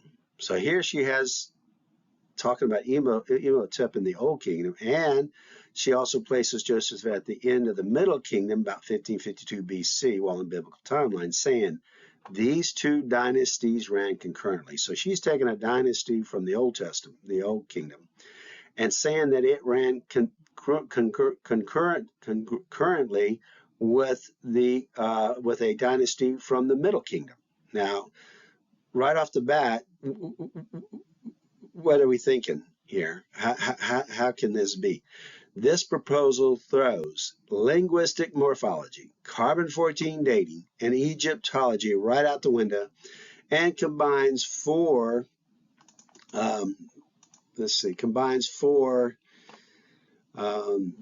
different periods into one, the 3rd, 6th, 12th, and 13th dynasty, which leaves the 4th through 5th and 7th through 11th out in limbo somewhere, totally disregarding these well-established historical sciences. So she's saying something from the Old Kingdom, which we know. Let's just talk about linguistic morphology. We saw that in our examples of how something from that age difference. There's no way that you can be mistaken that. So Imhotep was from around 2000 BC. From the 3rd dynasty, he was an architect for Djoser. Well, you can't mistake that linguistic period and trying to match it up with the Middle Kingdom period, okay, from which Joseph really was from, by the way. But anyway, so right away she's gone across that, and then what we talked about the sequencing dating that carbon-14 is good for, and Egyptology, because they're hand in hand. So anyway, so right off the bat, she's just cutting across the grain of scientific historical sciences, and it's easy. This is an easy one to see, really. So Anne Habermas states, if Amenhotep III was the pharaoh of the Exodus, we should see a total collapse of Egypt after his death, caused by the 10 plagues, at the beginning of the reign of Akhenaten. But I see nothing in this in Egyptian history. I believe from my researches that the exodus occurred at both at the end of both the 6th and 12th dynasties. These two dynasties ran concurrently. When Egypt collapsed, we are supposed to believe that Egypt collapsed twice in exactly the same way. This means that there is a divergence of hundreds of years between the biblical and standard timelines. Not surprising considering that the two timelines were developed in totally different ways. So that's a quote from Anne Habermel. So first, her statement, these two dynasties ran congruently, defies linguistic morphology, C14 dating, and the science of Egyptology dating of these two different time periods. As we discussed earlier, there is a very distinct morphological difference in the two periods, the Old Kingdom and Middle Kingdom, that cannot be ignored. She once replied to my challenge on this, stating that they were from different regions, Upper Egypt as opposed to Lower Egypt. Well, linguistic morphology is an empirical science that takes all this into consideration, and one should not be quick to cut across the grain of empirical science. We went over this earlier, how that is all taken into consideration by linguistics. You can't say that the difference in the writing of Imhotep in the 2000 BC and the writing of Joseph in guess what was he around 1777 BC? It is because of regional differences. It's not true. It's because of period differences. Again, we read this before. We'll read it again. Hodge, on the basis of ancient texts, scholars generally divide the history of Egypt language into 5 periods: Old Egyptian, Middle Egyptian, Late Egyptian, Demotic, and Coptic.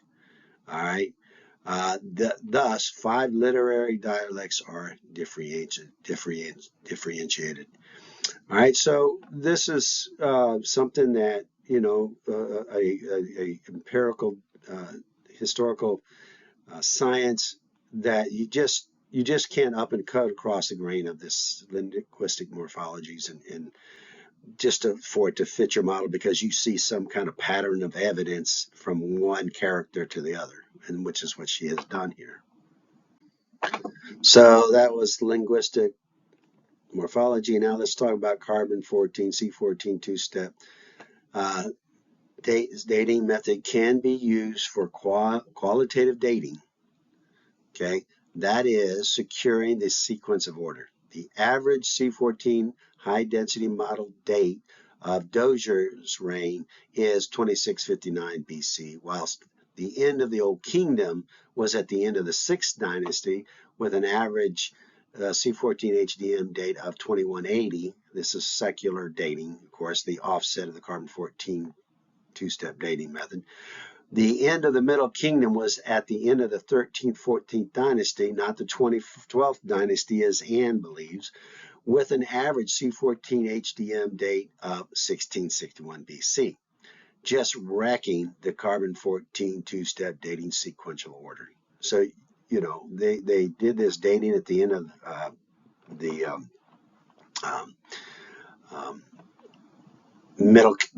Middle Kingdom, which is associated with Magnetosphere A's reign, and they came up with a 1661 BC date.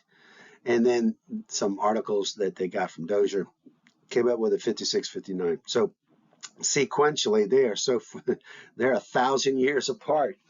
But we know that's not true because they're offset a bit. But sequentially, they definitely have several different orders. You have the Old Kingdom.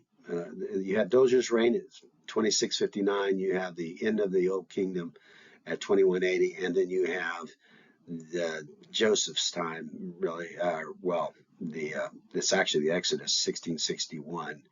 Okay, so yeah, we showed where C14 dating was reliable. And the same for Egyptology, because Egyptology is grounded in C14 two-step dating. I can't emphasize that enough because people just aren't getting it. They're just not getting it. They're not making that connection. Okay. Egyptology sequencing is well established by cross-referencing King's List, carbon 14 two-step dating, and linguistic morphology. These science must be addressed, and the rationale must be stated for their disregard, or else what use is science if we are at liberty to cherry pick when we want to apply it? That's the question. Okay, we got to stay within the scientific protocols. If you do that, you're good. They're good to go. You've got a wheel there with spokes in every direction that is confirming your model. But if you just pick and choose the sciences that support your model and disregard the rest of them without any rationale behind it, you're not playing with all the cards. Okay. And now, second, her statement. We are supposed to believe that Egypt collapsed twice in exactly the same way is unfounded. I agree that the loss of the firstborn males, which made up the majority of the administration of Egypt at the time of the Exodus, the loss of the Egyptian army and the pharaoh would cause a complete collapse of the Egyptian state, as recorded at the end of the Middle Kingdom, concurrent with the end of the 13th and 14th dynasty and Pharaoh Menepher A's reign. However, the Old Kingdom collapse was due to a global natural disaster as clearly marked by conflagrations at the end of the early Bronze Age compared to the collapse of the Middle Kingdom. All right. After the 13-14 dynasty that ran concurrent, not with the 12th dynasty as Anne stated. Due to the collapse of the Egyptian administration when God sent the death angel to strike the firstborn males, which would have affected the majority Egyptian administration along with the loss of the pharaoh and his army. The Egyptian administration at this time was comprised of Egypt's firstborn sons. This time was not marked by global conflagration in the strata congruent with the end of the early Bronze Age. And they are very different stratigraphical horizons. Well, so what I'm saying is that the collapse of the Middle Kingdom, okay, was after the 13-14 dynasty, after Menepher A's reign, and that was due to a collapse of the Egyptian administration, okay, whereas the collapse of the 6th dynasty, the end of the Old Kingdom, was because of a global catastrophe, and we're getting ready to look at what that was.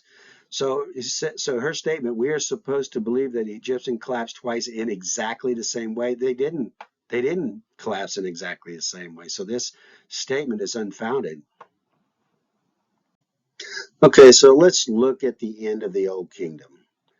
The collapse after the 6th dynasty was due to a global catastrophic event that coincided with the Sodom and Gomorrah catastrophe, Job 1:16 catastrophe, the end of Ur III dynasty, the Old Egyptian kingdom, and the end of the early Bronze Age. Okay, testimonials from renowned archaeologists Catherine Kenyon, Ernest White, Claude Schaefer, John Garston, Paul Mathia, Carl Blegen, and Michael Rice appear to agree that there was a definite demarcation in all the archaeological excavations around the world in about 25 to 2200 BC, that's secular dating, from a natural disaster of a magnitude not seen in any other strata. These gaps in the occupation between cultural residents are global and appear between the early and intermediate Bronze Age. The geographical areas include Europe, Asia Minor, Indus Valley, China, and the Americas. These demarcations in the cultures and the civilizations around the world at about the same time interval appeared in the Egyptian historical record between the Old Kingdom and the first intermediate dynasty, that is between the dynasties 6 and 7. And this is a testimony of these archaeologists. So they're tying in the end of the early Bronze Age to the collapse of the Egyptian dynasty. And they all identify it with a demarcation of the conflagration of those strata. Okay, so something Conflagration means, a burn strata, something that was a fire, some kind of fire destroyed it. Okay. The dates of these corresponding demarcations, these conflagrations, in the cultures and civilizations around the world was between 2500 and 2200 BC, with an averaging out to about 2350 BC, should be adjusted due to the offset of carbon-14 dating by about 200 to 600 years, and that averaged to about 400 years, placing them at about the time of Sodom and Gomorrah judgment based on average time spans. 2350 minus 40 equals 1958, and we got the Sodom and Gomorrah happened in about 1958 or 57, somewhere in there. And I have a BTR, that's a biblical time range, plus or minus 0.5%. So that makes it fall within 1970 and 1930, and places in it, like I said, the Sodom and Gomorrah was about 1958. If these conflagrations are synchronous with the Sodom and Gomorrah conflagration from a meteor shower, then that places the period between the 6th and 7th dynasty in about 1958 BC, using the Sodom and Gomorrah event as our anchor point. Okay. This also appears to be congruent with the Job 116 catastrophe meteor shower, as it is believed that Job was contemporary with Abraham. Okay, so we have a very good reasoning to believe that this event was congruent with the Sodom and Gomorrah event. Okay,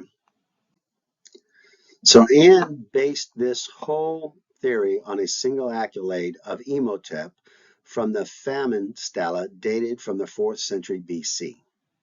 That accolade is erroneous, plagiarized from the Hebrew Torah dating from 18th century BC, 14 centuries earlier. The text telling the Joseph dream story is from an ever-growing list of erroneous accolades that were not mentioned in Imhotep's time in the 21st century BC. The only attestation of a 7-year famine in Egypt during Dozier Imhotep's time is from the famine stela, which dates from the Ptolemy period, 305 to 30 BC. That's 16 centuries after the Dozier time period. Okay, that's where this ideal that Imhotep and Joseph are the same, because they had the same kind of a dream. Okay, so Imhotep's superior accolades appear to have evolved after a long period of time of no mentions, 14 centuries, similar to the evolution of the Egyptian gods at the hands of the scribes and priests down through history.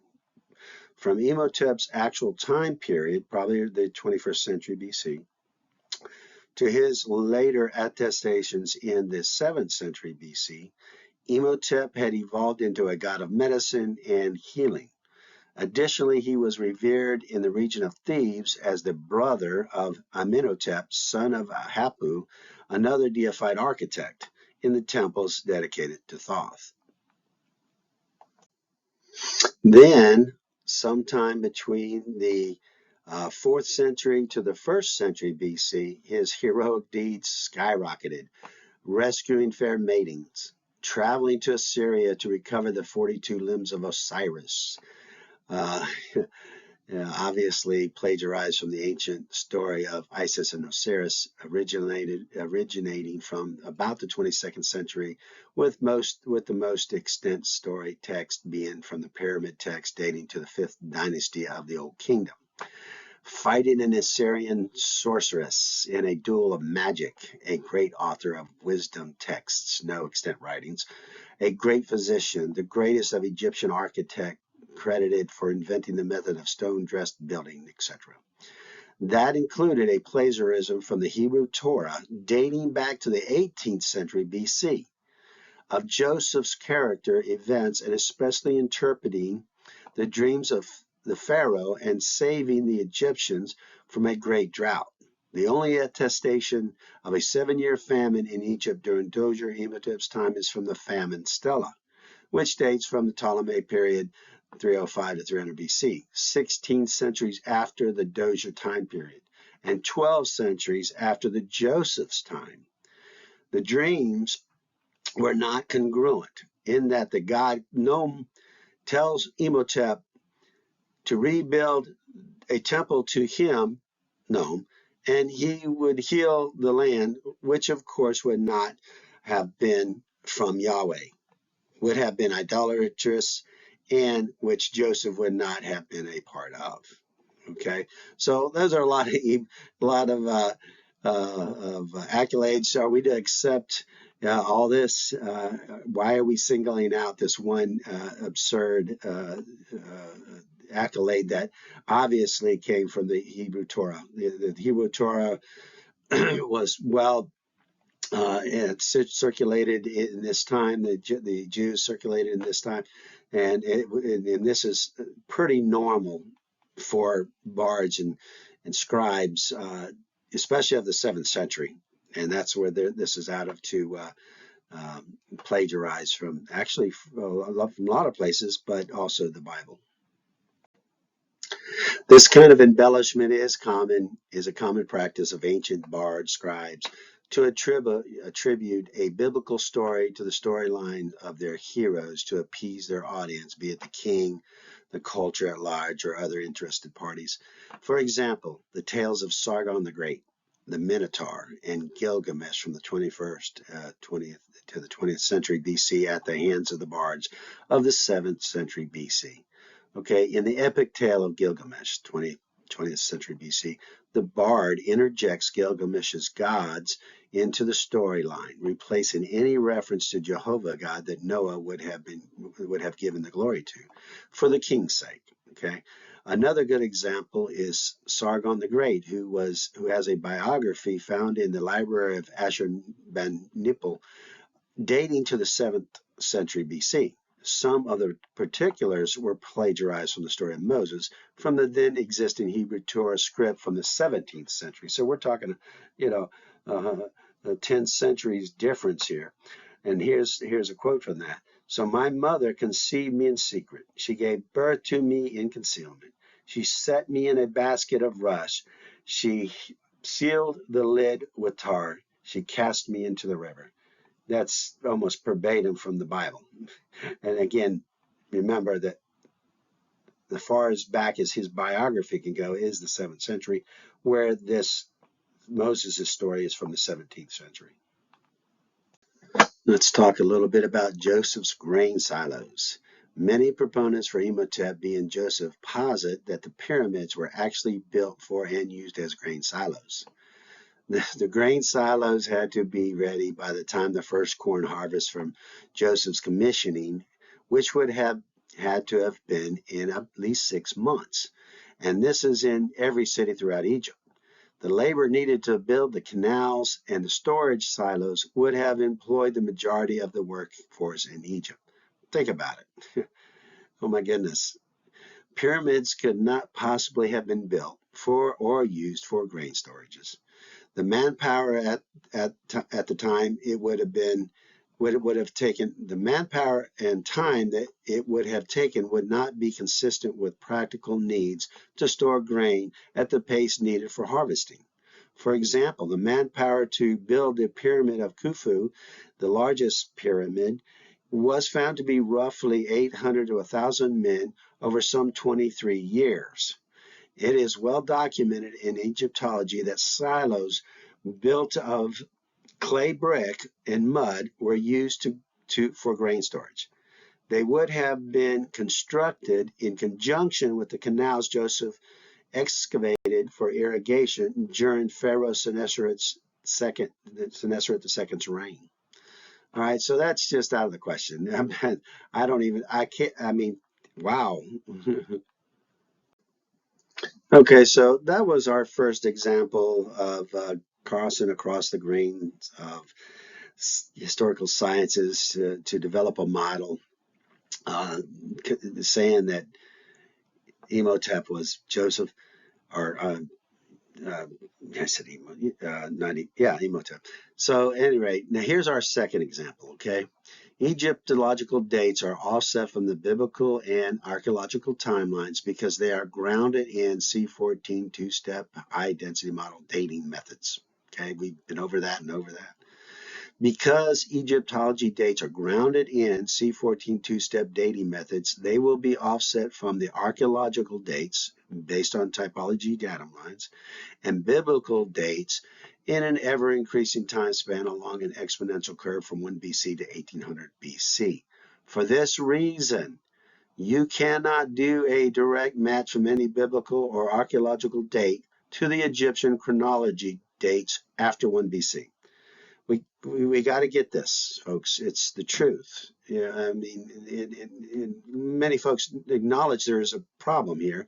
They don't know the root of it. I have found the root of it, and we need to go with this until you can prove otherwise. Like I say, the science of the magnetosphere is incontestable. You know, we prove that as a very reliable, absolute dating method, and it affects the carbon-14. All right, so then there's the matter of the timeline, whether it's the first Kings timeline, the Acts timeline, the Exodus timeline. So we have went over about how it's the synchronizations of the Acts timeline. All right, and we're going to get into more of that. But right now, let's just look at the carbon-14 dating from the Acts timeline offset that aligns with archaeology. So right here is the carbon-14 offset from 1500 to 1750 BC. The blue represents the biblical timeline, which is based on the Acts 13 timeline, Paul's segments, okay, and the offset of C14 dates. So from 1500, it looks like it's almost 100 years off. That's 80, actually about 80 years off set. So you'll get a carbon-14 date that is off by 80 years. You come on down here, and this would be the, as you've gone further back in time, this is 1750. So this actually would be the start of avarice, because that time aligns with the time of Joseph in the Bible, both the typology datum lines dating aligning with the biblical narrative based on Acts 13 align perfectly. So that's where we took some articles from avarice, dated them, carbon dated them, several examples, got an average date, and that's where the average date came out to a little about 18. I think they came up to 1823 or maybe. Yeah, I can't remember the exact same date, but anyway, about 120 years. So, and you can see it's on an exponential curve. So up here is about 120 years difference. By the time you get down here, it's 80 years difference. Taking articles from archaeological dig sites that perfectly match the biblical narrative and finding this offset. So this is just again a very legitimate model that needs to be looked at scientifically, rationally, and evaluated. Okay, after having established the offset of carbon-14 from the biblical timeline, let's talk about this issue here now. Dr. Douglas Petrovich bases his timeline on the 1 Kings 6:1 narrative, which we talked about earlier, which places his estimate of the Exodus in about 1448 BC. Petrovich acknowledges that C14 dating is offset quite a bit from the biblical timeline. However, he still looks into the Egyptological record and matches his biblical time from the Exodus to align with closely related dates of the Egyptological chronologies, the secular Egyptological chronologies, in an effort to identify the Pharaoh of the Exodus. This is a blatant disregard for the fact that the Egyptological dates are offset from the biblical and archaeological timelines because they are grounded in C14 two-step high-density model dating methods. He fails to make that connection, okay? Based on that logic, Petrovich claims that Amenhotep II was the Pharaoh of the Exodus. See, his time is relatively close to this Exodus in 1448 is relatively close to this time, and he's concluding that the Pharaoh of the Exodus was Amenhotep, forcing him to have to make very far-reaching excuses for why this Pharaoh Amenhotep didn't die at the time of the Exodus. Okay. Which would be 1448 per the 1 Kings 6:1, having reigned for more than 20 years after this marked event.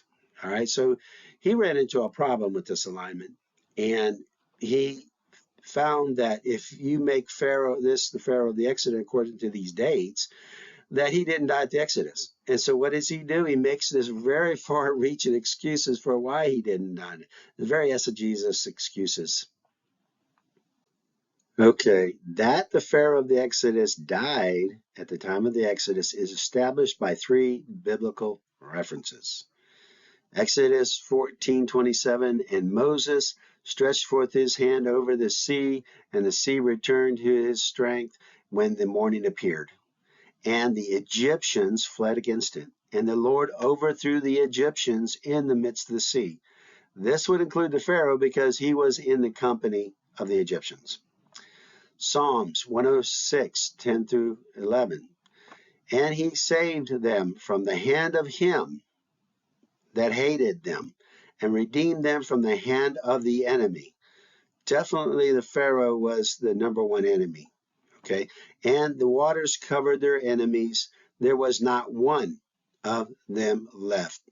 Again, Pharaoh was the number one enemy. There was not one of the enemy left. The hand of him that hated them is a direct pronoun referring to the Pharaoh, the number one enemy of the Hebrews, and there was not one of them left. Okay? And then Psalms 136:15. Now this is verbatim. But overthrew Pharaoh and his hosts in the Red Sea, for his mercy endureth forever. Overthrew Pharaoh in the Red Sea. Need I say more? This verse is in the vernacular, for which Petrovich uses an exegesis flurry of words to waylay the direct meaning of the verse to force it to fit into his timeline model. Okay? You know, I've heard him talk about this, and it's just far-reaching, and it's all because his timeline's off, and it's all because he's trying to align Egyptological dates with with his timeline based on First Kings, and it's just not aligning. And this is just one instance where he has to make up far-reaching excuses, narratives to make it acceptable. Additionally, Petrovich bases his timeline on the Septuagint, the LXX, according to the generations after the flood, where 7 generations have an additional 100 years added to the generational time spans compared to the Masoretic narrative. This adds 700 years to the timeline, extending his timeline model to at least 6,700 years or more back to the time of creation of the world, and likewise an additional 700 years from the time of Abraham back to the flood. Most scholars that adhere to this logic do this because the chronologies of extraneous sources, the Mesopotamian cultures, Egyptian, Indian, Greece cultures, all extend back to about 3100 BC and feel that the LXX text has the best fit data with those Egyptian, Greek, Sumerian, Indian chronologies, which are known to have massive uncertainties due to the aftermath of chronology wars, inflated dates, added reigns, and unknown circumstances such as co-regency, parallel reigns, and contemporary vassal lords being elevated to sovereign kings and placed in sequential order, which is evident in the pre-Sargon dynasty of the Sumerian and Assyrian kings list, and the post-First dynasty of the Egyptian king list, dynasty 2, that were coexisting with each other and with the Sargon dynasty. So he's, you know, and a lot of historians in the past have done the same thing. they're trying to reason out that, okay, in Egypt, in Sumer, in Assyria, in India, in Greece, they all go back to about 3100 years BC. So the Bible, that all had to be after the flood, so the Bible has to go back to that time too. Well, no, I'm sorry. There's just too, for one thing, most all those histories are tied into Egypt's history, and if Egypt's history is off, then they're all off. It's a domino effect. Once more, this model, Petrovich's model, does not take into account that these extraneous chronologies are mandated to align with the Egyptian chronologies that are grounded in C14 dating, causing them to be extremely inflated by the time you get back to 3100 BC.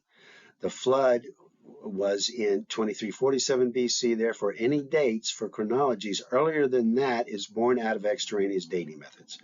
Dr. Petrovich's model disregards the creation science of the magnetosphere life cycle, approximately 6,000 years, and the mitochondrial clock. See, he can't use those to validate his model or to support his model because they only go back 6,000 years, and they are absolute sciences. So again, Dr. Petrovich's model disregards the creation sciences of the magnetosphere life cycle and the mitochondrial clock, which encaptures about 6,000 years, not 6,700. They don't work. All 6,700. All models must acknowledge the offset of C14 dating prior to 1 BC and its relation to Egyptology and Egyptology's relation connecting to other culture chronologies and come into harmony with creation sciences. We got to bring this together. Our models have got to come into harmony with creation sciences. If it's not, there's something wrong. The Walling biblical timeline does just that to an extraordinary degree of accuracy. I ask you, does your model fit well into all creation science? I mean, all biblical reference like the Walling biblical timeline does? I mean, there is just so much here. Wait until the next part 2, and you'll see the proof of concept is just overwhelming. Okay, now let's talk about my third example. The Amarna letters discovered in the 18th dynasty, King Akhenaten, capital of Akhenaten, in Amarna, Egypt, and dated to about 1300 BC, are adopted and repositioned chronologically by many historians to fit their biblical models, believing that the Hebrew were the Habaru were the Hebrews during either Joseph's campaign, David and Saul's actions, or Roger Henry's 800 BC claims. David Rohl, for instance, believes that the 18th dynasty, which claims the Amarna letters, should be brought forward, believing that they belong in the period of King Saul and David, around 1040 to 1012 BC. William L. Moran, the author of the book, The Amarna Letters, separates the 382 tablets into 2 separate categories based on source of letters in linguistic morphology. All right, so category A is the provincial letters. Those would be Egyptian vassals in Canaan. And letters to the king, foreign powers such as the king of Haiti, Mitanni, and Assyria. All right, so these are 2 different categories that William L. Moran separates them in. One is subjects of the Egyptian kingdom, and the other are other powers. All right. Okay, so let's take a look at the Amarna letters to the king. So those are those outside of the provincial letters, the powers at the time of in the 18th century, 18th dynasty. All right, so the Amarna letters to the kings have solid cross-references to major historical figures and empires associated with the 18th dynasty of Egypt. The Amarna letter of the kings seem to be well placed in the 18th dynasty of the Egyptian chronologies, as determined by secular Egyptologists and confirmed by the three-step C14 dating method. So there's these historical kings, okay? I said secular kings, but they're historical kings that we know about them. That they've already been established in secular dating and all that. Well, along comes the Amarna letters and naming these same exact kings for the exact same kingdoms. The Asher Jubilant for Assyria. He was already known from his secular date, 1363 to 1330. Of course, we have it adjusted to the Wallen biblical timeline to 1300 to 1268. But these, and they're mentioned in the Amarna tablets 15 to 16. Okay, and almost verbatim as far as morphological linguistics names. You have the Babylonian king, Kadeshman Enlil, and Kadeshman Enlil. Okay, there's the date. So these are they're mentioned in the El Amarna letters 1, 2, 3, and 5. Barabaras was mentioned in 6, 7, 8, 9, 10, 11, 14. There's the dates. So their years reign and everything. In Mitanni, it was Tirsarata or Tursata. Okay, in the Hittite kings was Tanadaradu, Supplementus. Again, they're well-established historical figures, tied in perfect. There's no doubt, and you can go on down here. Now, the only where they come up difference is their reference is these these kings, these other kings, and how they address the king of Egypt. They have some really morphological names that we weren't. I don't think outside of the Amarna letters we were aware of. But you had the Nimuary, and go on and on. They're very similar, but there definitely can be cross-referenced to the Egyptian kings like Amenephis III, because they mention their wives, and we know their wives are are the same names. So we tie what was for Amenephis III had a wife Tai. It was his Egyptian wife, and Tatoheba was a Mitni from the Mitni king's daughter. So it ties them. We know who they are because of these different anchor points. Okay, and down here, this is Akhenaten. His reference to him very similar, but a little bit different. Naphirari and all that. So anyways, they're very well tied in. The kings, the letters of the kings are definitely related to the 18th dynasty in this time period. Okay, so there's no way you can move them out. Again, you can't move them out because of morphological issues. You can't from carbon-14 sequence dating. You can't from the historical records. Okay, so the letters of the kings are very well set there. Anybody trying to move them, like David Roll or Henry or anybody else, they just ignoring all that. They're just cutting across the grain of history and science and just say, hey, this is my opinion, So now the provincial letters, those from provinces in the Canaan area that were vassals of the king of Egypt. The provincial letters were distinctive from the letters of the kings in that they were written in what Moran classified as a more ancient form of the text, a Canaan Akkadian cuneiform, as opposed to the more contemporary writing of the letters of the kings. Now, this is a picture of a Akkadian script. That's usually just one stylist in different angles and different positions and stuff like that. Very interesting. You can write whole stories very quickly, really. So Moran says they were a more ancient form of the text. Uh, so that's a cue. That should be a cue to historians right there. Moran estimates that the language of the provincial letters were from an earlier time of several centuries, about 300 years. Okay, they needed, based on morphological, the linguistic morphology, they indeed appeared to be archived correspondences that matched up with a cuneiform tablet found in 1957. Okay, to the right here, written in both the Hittite and Akkadian language.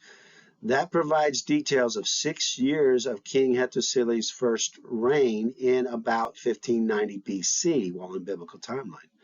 This text is congruent with the Amarna provincial letter linguistic morphology and the events in the Amarna tablets 51 through 101. So Moran suspected that well, I don't think he acknowledged that they were from an earlier time. He just assumed that the writing in Canaan got frozen time for 300 years.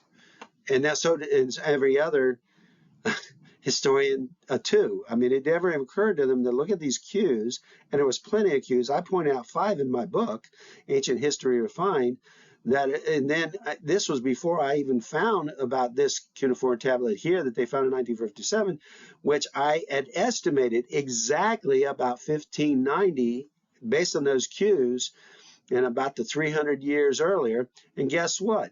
This cuneiform tablet is from 1590 from King Hattusili, and it tells of the exact same story that you find in EA 51 and EA 101.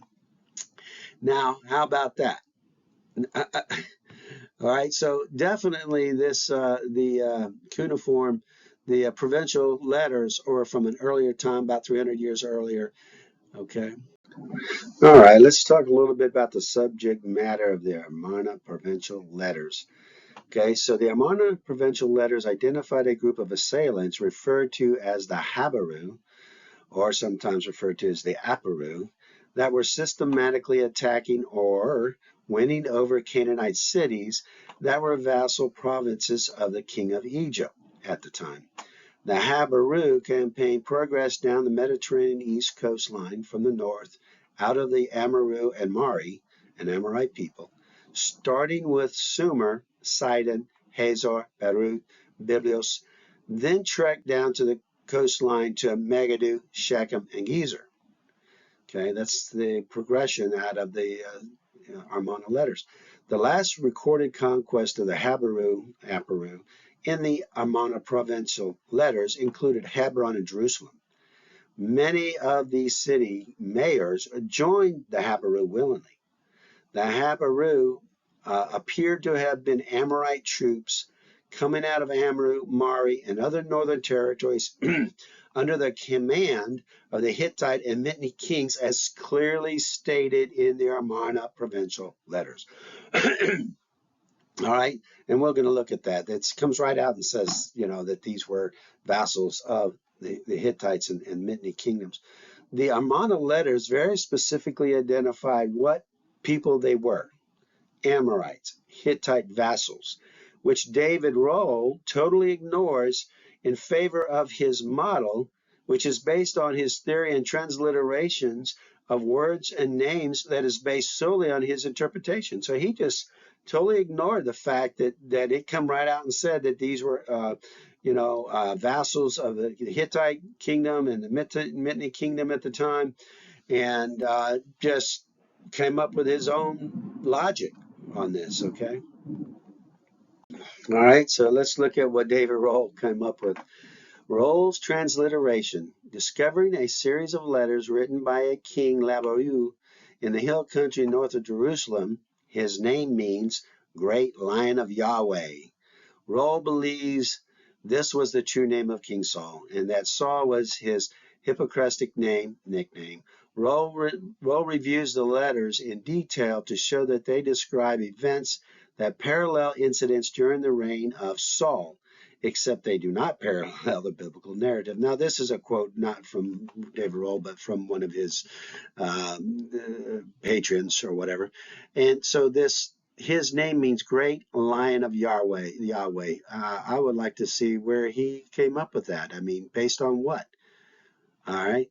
So in EA 252 to 254, Labiou acknowledges that he was the king, was a vassal king of the king of Egypt. Which, if he was Saul, he certainly was not a vassal king subject to the king of Egypt, and certainly was not paying tribute to the king of Egypt. Okay, so these are the Amarna letters here when I say EA in that number. At no time did David's band of mercenaries, who Roll claims to be the Habaru, proceed to take the entire lands and cities of Canaan from the north to the south out of a base from Amaru while Saul was alive. Okay, so David Roll claims that that these Habaru were David's band of mercenaries during Saul was reigning at the time. David was hiding out in the hills and had some folks come to him, and they were, I guess, had a little band going there. And they did, and I rehearsed this in my book. They did do some not taking lands, but taking what they wanted from certain people and stuff. But they certainly didn't take all of the land of Egypt. I mean, land of Canaan. David and Jonathan, that Roll claims to be the two sons of Labiou, never worked together to take the cities of Canaan, as indicated in EA 246 and 250. So the Habaru, all the stories coming out of the provincial letters is the story of these Habaru coming out of the north, out of Amaru, and taking over Canadian cities one at a time as they went by. And actually, half of them they took by force. The other half actually conceded and joined the Habaru. Okay, so there's no narrative in the Bible to confirm that David and Jonathan did that. There's no congruent narrative there.